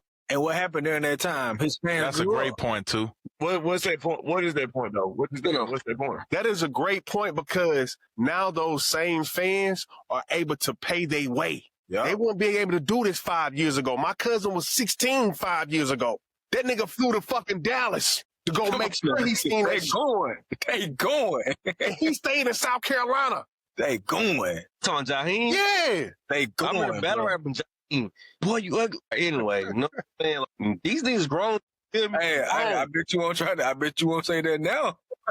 That is such and then it's a rarity too. YB fan. What's going on with me? But yeah, but it's crazy. Shout out Jaheim, man. Shout out Jaheim. Shout out to him and Jax. But they grown up. And it's like, damn, 5 years, YB, like I seen YB on stage like down there tearing up. Like these same niggas like, man, you don't know what you got me through. Man, what? I seen a girl on TikTok saying her boyfriend had bought some tickets for a concert, and she was seeing who was in the area. She was like, okay, we get ready for the Breezy Bowl. She got dressed up. She said next thing she know, she in the stadium full of YNs. Bum, bum, bum, bum. Bitch, let's only me. Listen, man, you think you finna go to Chris Brown? Ooh. Wow. Pull up to the NYB concert. What's so double about it? She was like, that is crazy. They're my fans. All these men going through dealing with pain. Dealing with pain. Only time. My God. Hey, Goodness. My bad too. My bad. She said all the young men dealing with pain. Like even YB on the stage. Like, I think one point he picked up the mic, no Diddy, and like he was like he couldn't even speak because he didn't know how to. This is the beginning of the tour. She like, damn. I'm so glad I brought him here because that's some shit, some black young man shit. We can't, you know what I'm saying? Fucking truth, nigga. And that's the experience they having with that. It's like they grew up with him. He growing up with them, and it's like he, you know what I'm saying? He probably know how to balance some feelings either. Just like the young boy. No, too. He ain't growing up. Cause that's what they told me last 2 episodes that his people outgrowing his music. That was Smooth was telling me.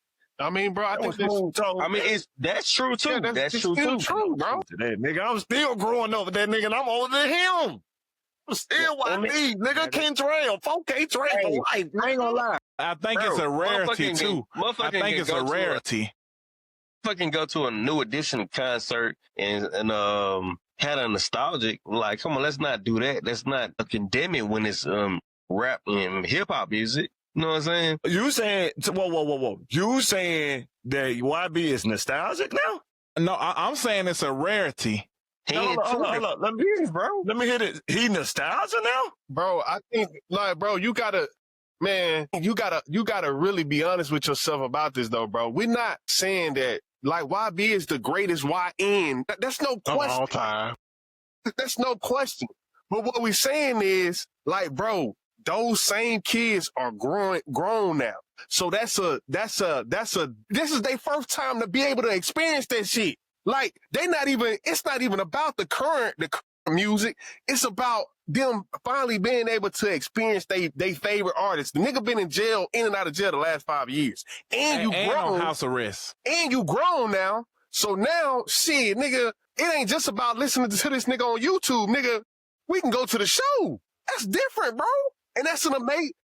No. And mind you this, though. Mind you this. A nigga on stage can't even speak. He like, bro, nigga, fuck the music. Y'all boys been around me. Like, know what I'm saying? I remember the first when I seen Tim J get out of jail, it's like, this nigga don't rap.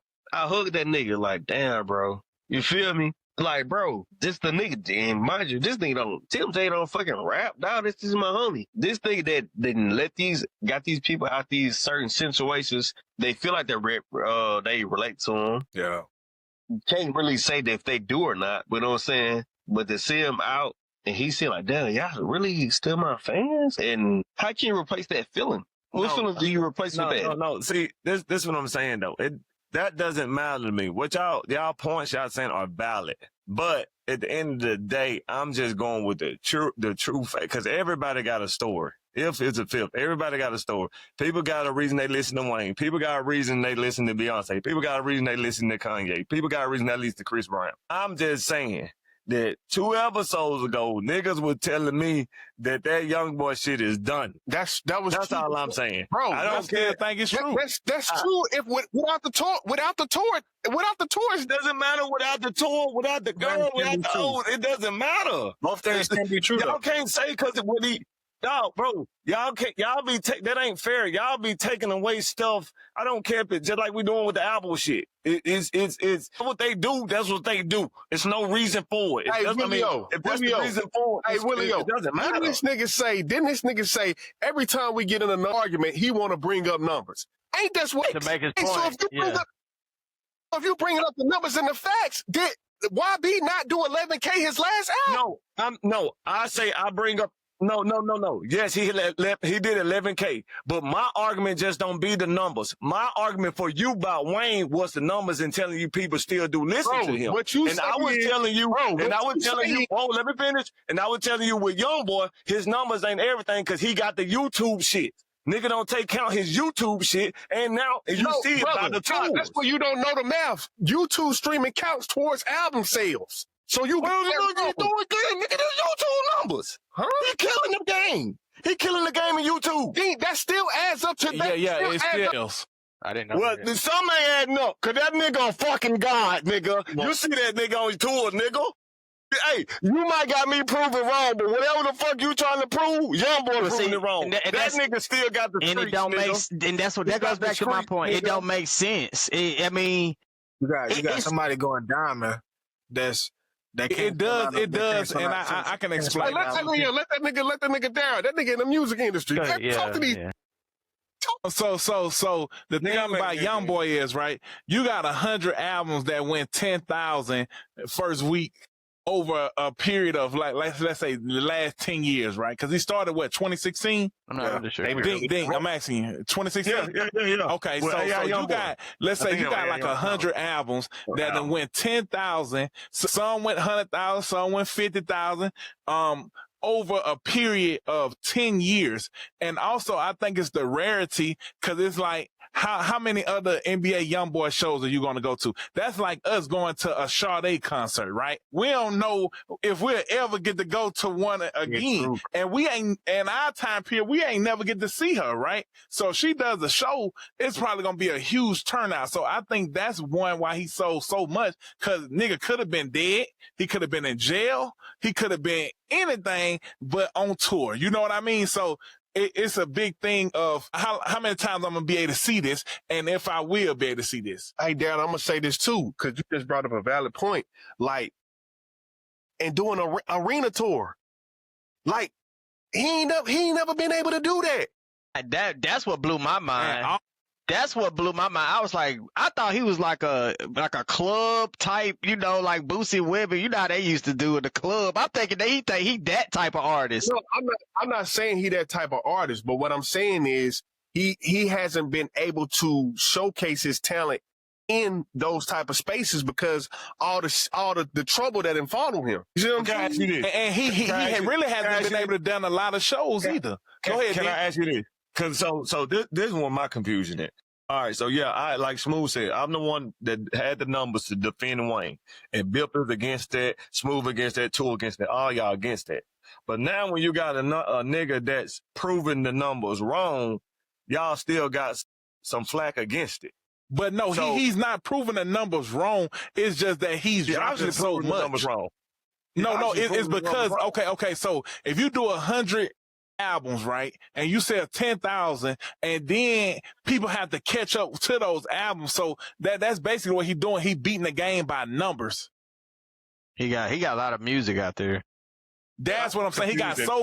Listen, all right, fuck the numbers. I'm going off what the people want. The people want YoungBoy. I don't care if he was rare. I don't care what the fuck he is. It shows the people want YoungBoy. I say the youth. Y'all told me numbers don't.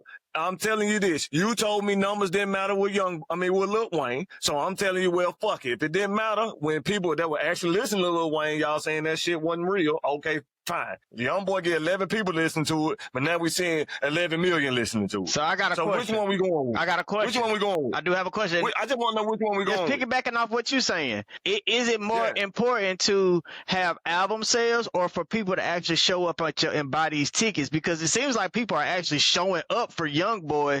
They may not be showing up for the album sales, but they there in flesh, live in the flesh when he come out. He will. But they also are. Hold on. To both That's of what y'all I'm saying. I'm points. asking which one we going with for the podcast. Hold on. So we have to go with both, Our Dink, point is always been because the same. people are still showing up for. reinstate that.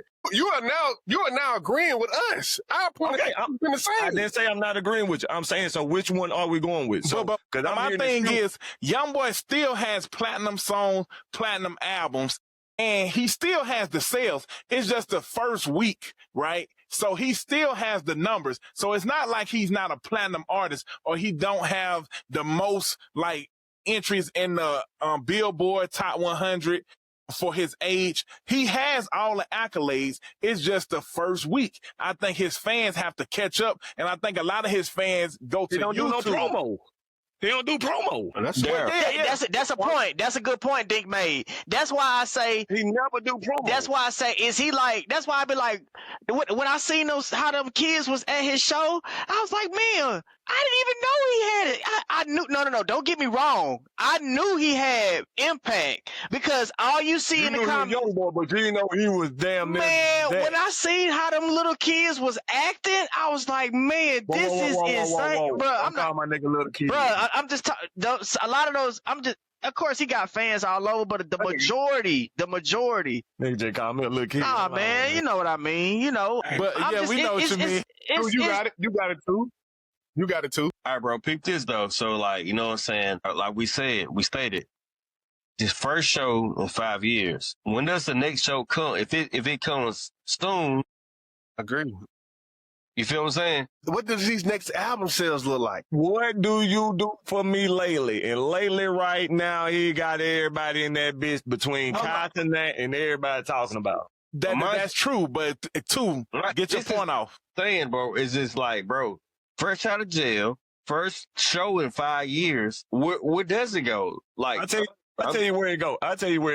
It go Boosie career. That's where it go. Cause when you were fresh out of jail, he wasn't doing this. There you go. That go a point for you. But no. Nigga, I debate you on that. I debate you on love that. him some Boosie, boy. Boosie whole career is built off touring and doing Boosie shows. didn't do what YoungBoy doing right now. Yes, he is. He is. Hold on, Boosie. I ain't gonna lie to you. I ain't never. That's the only reason Boosie got his money to this day. Boosie never sold an album. Boosie to this day can go to this nigga tour every week. I think he tours every week out of every year. Boosie not tour, but he does a show. You be being a fan, bro. But Boosie, that's how he got his money back, bro. Yeah, man, I'm not saying Boosie didn't do well for himself, but he not doing what YoungBoy doing, man. He is at his level. Okay, so you got to think, Dink. Boosie, that's all Boosie. Boosie and YoungBoy are so comparable, right? So Boosie is they're not. Yes, they are. I'm gonna tell you how. No, I'm gonna tell you how. Talking about far as the mute. I'm gonna tell you how. Let me tell you how, Dink. So Boosie is just before. Let's ask the biggest Boosie fan in here. Let's ask the biggest Boosie fan. Are they comparable? They're identical. It's Boosie. Look, YoungBoy took that. He doing it on a larger scale. I will say that's that. what I'm saying. But yeah, he doing it on a larger scale. But they the same thing. Their trajectory is gonna look the exact same, bro. And what they doing when they first get out of jail, of course, the numbers are inflated for NBA YoungBoy. Of course. Right. Yep. Right. And we in different times now. Exactly. We're in different times. Cause you gotta think, Boosie never even sold. He ain't never even went.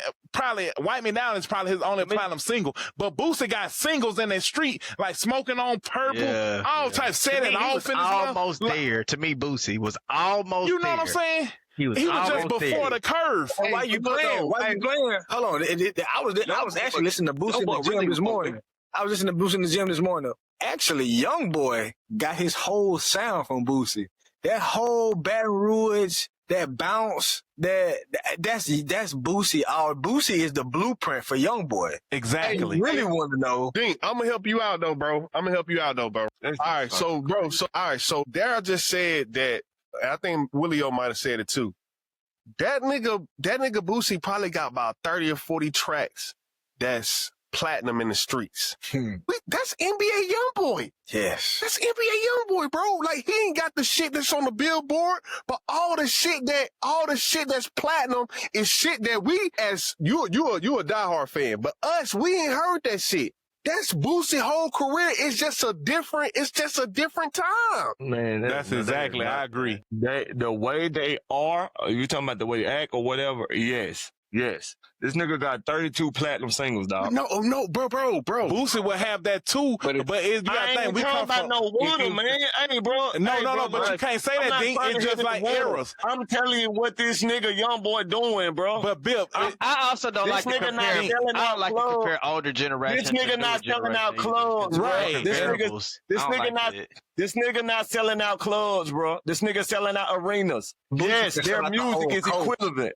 But hold on, Dink. Boosie can sell out YoungBoy is only selling out arenas right now. Boosie didn't tour as much, but if Boosie didn't tour as much, he could sell out arenas too. Boosie do this. So hold on. So YoungBoy is only selling out because he just got out of jail. He hasn't toured in like 7 years. And if Boosie did the same thing, Boosie does this every weekend. Like every weekend. That's how he make his money.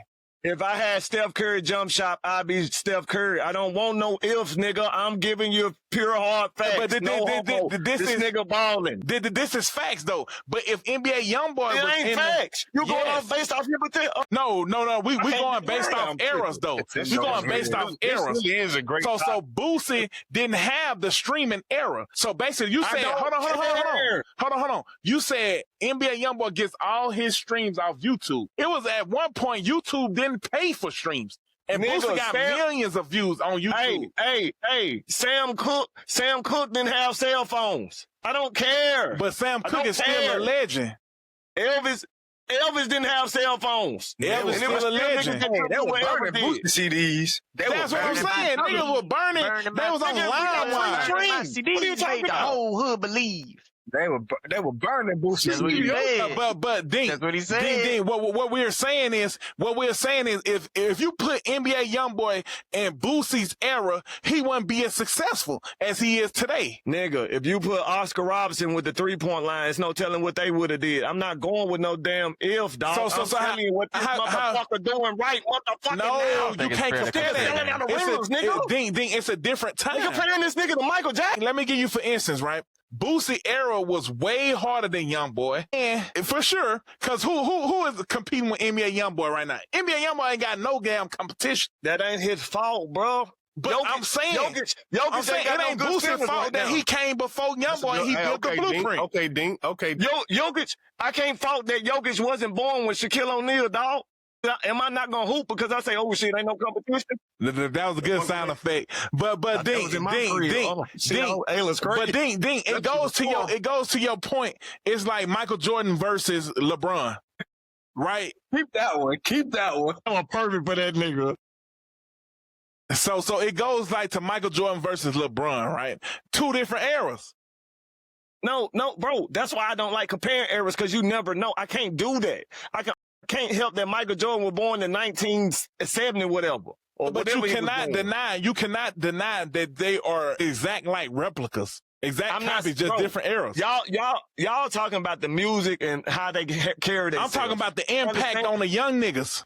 That's a good man. I don't Boosie. So Dean, you got to think about the impact. And I'm not even the biggest Boosie fan. I know, but Boosie, the impact Boosie had on young niggas. I'm not saying niggas ain't got impact to other niggas, bro. R. Kelly had impact on folks. Beyonce got impact on folks. But that's not to say Mary J. Blige didn't have impact on folks. I'm just saying the way I say who is great is by the people that use the tools that are given. Nigga, so Boosie didn't use the tool. Oprah didn't have podcasts back in the day, and she's still Oprah. I'm gonna give you one. Niggas still ain't matching Oprah. I'm gonna give you one. Okay, who came out of Baton Rouge before Boosie? Shit, what's the slim nigga name? He's from New Orleans. Oh, shit, I don't know. Exactly. Who put Baton Rouge music on the map? Yeah. But listen though, I think it's 2 different barriers. It's 2 different barriers and it's 2 different eras.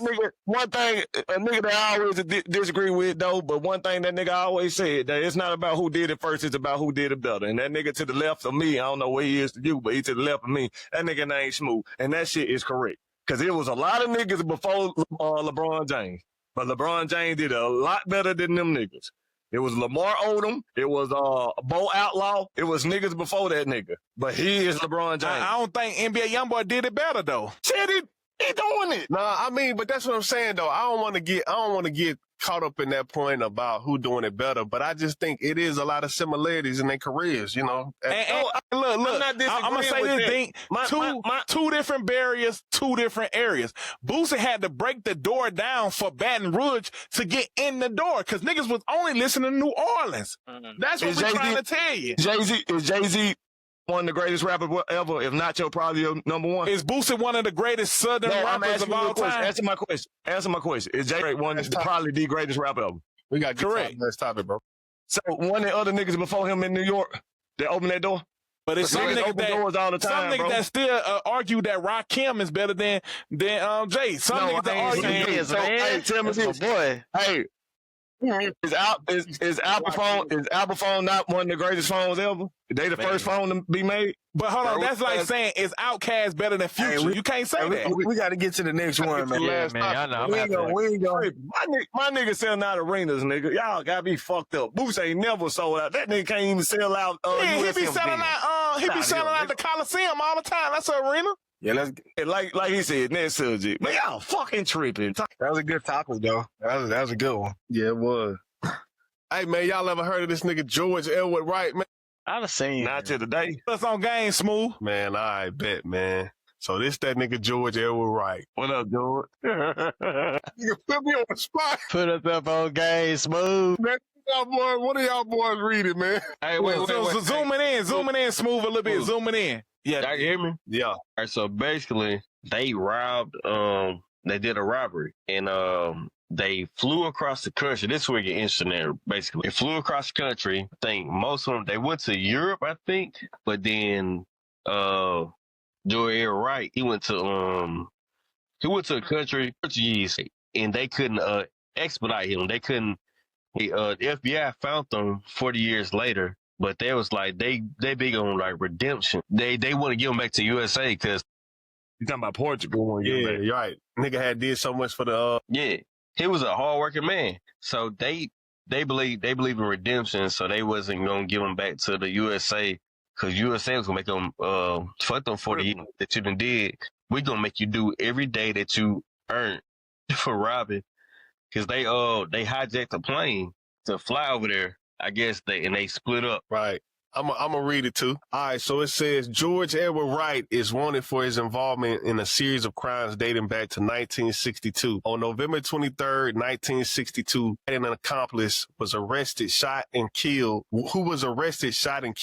the owner of a gas station in Wall, New Jersey. During the commission of a robbery at the business on December 13th, 1962, Wright was indicted for murder. He entered a plea of no defense and was sentenced to prison for a period of 15 to 30 years. Then on August 22nd, 1970, escaped from New Jersey State Prison in Leesburg, New Jersey. The state of New Jersey issued a arrest warrant for Wright after he was charged with an escape. And on August 26, 1970, a federal arrest warrant was issued for Wright in the United States District Court, District of New Jersey, Trenton, New Jersey, after he was charged with an unlawful flight to avoid confinement. On July 31st, 1972, and others who were arrested hijacked a Delta airline jet en route to Detroit, Michigan, to Miami, Florida. The hijackers used handguns and made threats against the passengers on the plane.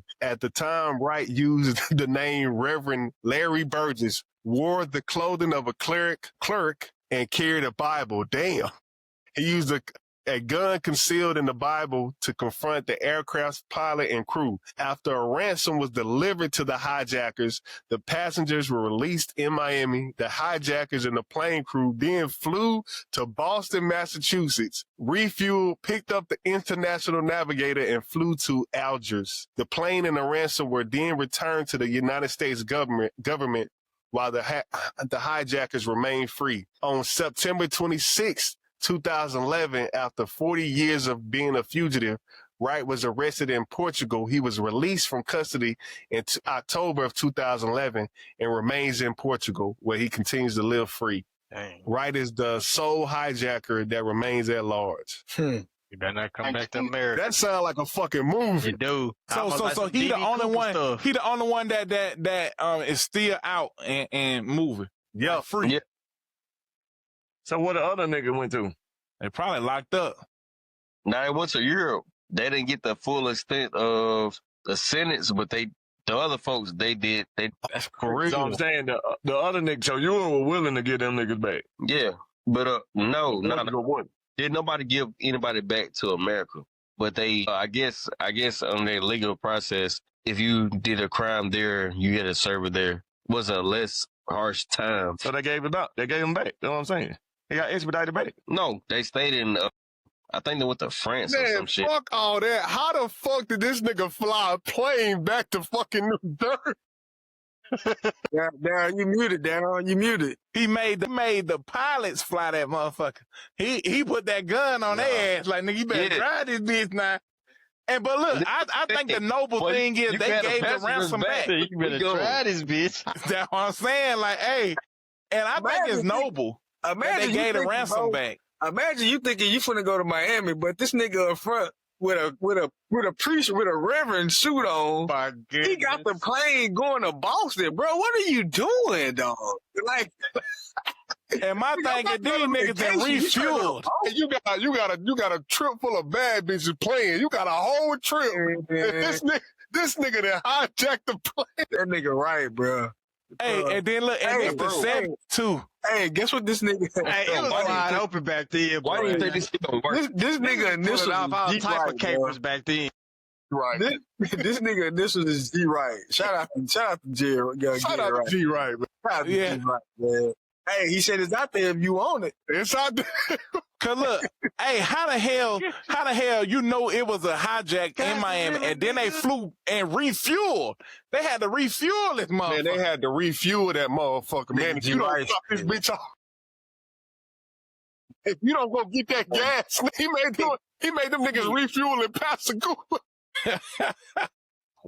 Oh, man, them niggas stopped in Haywood. Hey, Bro, I got to talk about Pascagoula and they got the Emma track down here now. I'll see it later. and it's so crazy because it's like, damn, y'all ain't think to alert the authorities refueling? That's some G shit. Like, damn, and then got some ransom money. And they got some ransom money for the shit. But I guess they gave the ransom money back. But you got to think about it. Once I have a hostage, I'm cool. Thanks. Yeah, especially if it's some kids on Back there. in the day, ain't no word getting around like that. Yeah, Bird probably wasn't moving fast. This nigga did all that shit. Yeah. That boy It's had a hell of a crazy. day. But you know how much of a stand-up nigga you gotta be for the whole country to be like, nah, we ain't giving this nigga up. Like, what? Yeah. Hey, Well, I That's think facts. you got to Crazy. I think after Kamaji, he was a runaway for like 40 years. Yeah. The nigga said he got a wife. He was just like he was no flashy nigga. I think he was like a mechanic or some shit. He just nose on the ground type nigga. After that, Hey, but bro, imagine like 40 years of like. and look at the nigga. Look at the nigga pictures. But I'm saying though, imagine 40 years of like, looking over your shoulder. Like, what the fuck does that feel like? I wonder what he really Or just in the back of your mind. Cause your wife, your new wife and kids, they probably don't know all that mess that you had going. And if you did tell her something, you probably ain't tell her everything. You know what I mean? So His wife didn't know. She didn't know. that's crazy. You see? Hey, I was just about to say, he probably ain't tell her nothing, cause why would he? He living a double life. Right. He got a new start. Yeah, so it's like in the back of your mind, like, you got to be like, dang, what if, what would she think of me? What would my kids think of me? So it's always that. that nigga Man, the look real at that life nigga neck story. though, man. Look at that nigga. Look. God. Damn. In a double life. Long ass neck, Double life. boy, like. That nigga next. What play of double life do you feel like? Do you start believing it too? Hey, his ass look easy to draw, ass boy. Little stick man head ass. Jesus. Nigga George getting his ass roasted. I ain't say nothing about you, cuz. Uncle Franklin looking at nigga. Little turtle looking at. And the crazy thing is, he had almost served half of his sentence because it said 15 fellow looking at boy. 30. That's crazy. Michelangelo looking at boy. Well, that wraps it up. Hey, you should have hit that. Like, Hey, but bro, the nigga got caught 40 years later, bro. That's crazy. yeah, that's wild. So how old you think how old he is now, Got too? away with it. You ever seen that show? Shit, he was born. Hey, That nigga old as hell. he was born in He was born in 1943. 43. He was born in 1940. So that nigga, 80 something. yeah, that's what's up. That's what's up. That boy got grandkids. He don't give a fuck about getting Damn, caught. and he lived a long ass life. 83 years old. He I probably wonder- gonna be on that look, show. look. Almost got Still away alive, with Bill? it. You still alive? 83. I don't know. I can find out though. Yeah, But now, Bill, now look at this. How do Like you he think he like Portugal? Oh, that nigga love it out there, probably. He love it. Hey, look. That I was thinking of this earlier. I was like, all right, now we was talking about Europe and America earlier. If crime wise, where would you rather go? Especially if they giving out second chances like that. America, look, you would have done all that. But he ain't do that in there. That nigga too. Oh, wait. No, another full circle moment. Remember we was talking about, if you did a heist, where the fuck would you go? This nigga showed you where he could go. He laid the blueprint. You know what I'm saying? So how do you feel? Like, nigga, I know I can't live like a king. I know I can't be out here flashy. Shit, he showed you to do. That nigga went and became a mechanic. He did all that, bro. Hey, he did all that, but And he got away with it. Let me ask y'all this. Nigga, He got hold on. 40 years, bro. Hijacked a plane to go be a mechanic in Portugal. that's crazy. That's crazy, bro. Hey, but Now, see, hold on. let me add to that though, because it's a show I used to watch called "I Almost Got Away with It," and the people who did, But you not picturing the show. yeah, the people who was pulling off like major capers like that, they always said the same thing. They was like, you know, like I felt confined. Like, yeah, I was on the run, but you know, or I may be in another country somewhere, but it's like I can't come back to America to see my people, or it's like always some little stigma on it that just makes it uncomfortable for them. You know what I'm saying? And ultimately, sometimes it be their weakness. So what it sound like, moral of the story, the shit ain't worth. Yeah, that's what it sounds like. But like I said, my man, it is worth it. But It is worth mechanic. it. But the crime is not worth doing. But getting away and fleeing, that shit is definitely worth it. You don't want to do no prison time. Well, that's what I'm saying. If you got, you might not be doing physical time, but it sounds like your mental's is mental fucked state. up. You gotta mental. Like, I can go get like let's say I'm broken down bad and Ayla need food and shit. I'm like, man, let me go rob this bank. Shit, I can get that money back to Lex and Ayla, but I'm gonna tell her, look, I gotta go. See, I'm thinking, shit, I might have to come back because at least I can see him. But was it worth it? Yeah. Now that's true. Now let me ask you this: what you guys think the highly success rate of doing that today is? Very low. Like 1% or 10%. You say very low, but they still ain't found that nigga in New Orleans. That's one nigga though. I ain't say it's impossible, but I said I think it's low. Yeah, very low. I think it's low. Give me a percentage. Give me a percentage, Dink. I mean, all right, so I'll give you. Okay, are we talking about getting away with heists? Yep. Getting away for 40 years. I think that shit low. I mean, it's too much. It's a lot. But a lot of people don't get away with that type of stuff either. That's what I'm saying. And they weren't getting away with it when it wasn't as much security. Because if it was that easy, bro, more people would do it. I mean, they found the nigga who killed the See, they just found Kirk. Yeah, like I don't know. I think a lot of cats who like do heists and murders, I think some of those niggas, a lot of those niggas don't even really care. It just be the thrill. For real. That's A what lot it of be, niggas don't really care about that pulling shit. off these big safes, cracking these safes and stuff like that. I think these Nigga movies got on the movies Greyhound. like- Nigga got the McDonald's. Hey, speaking of,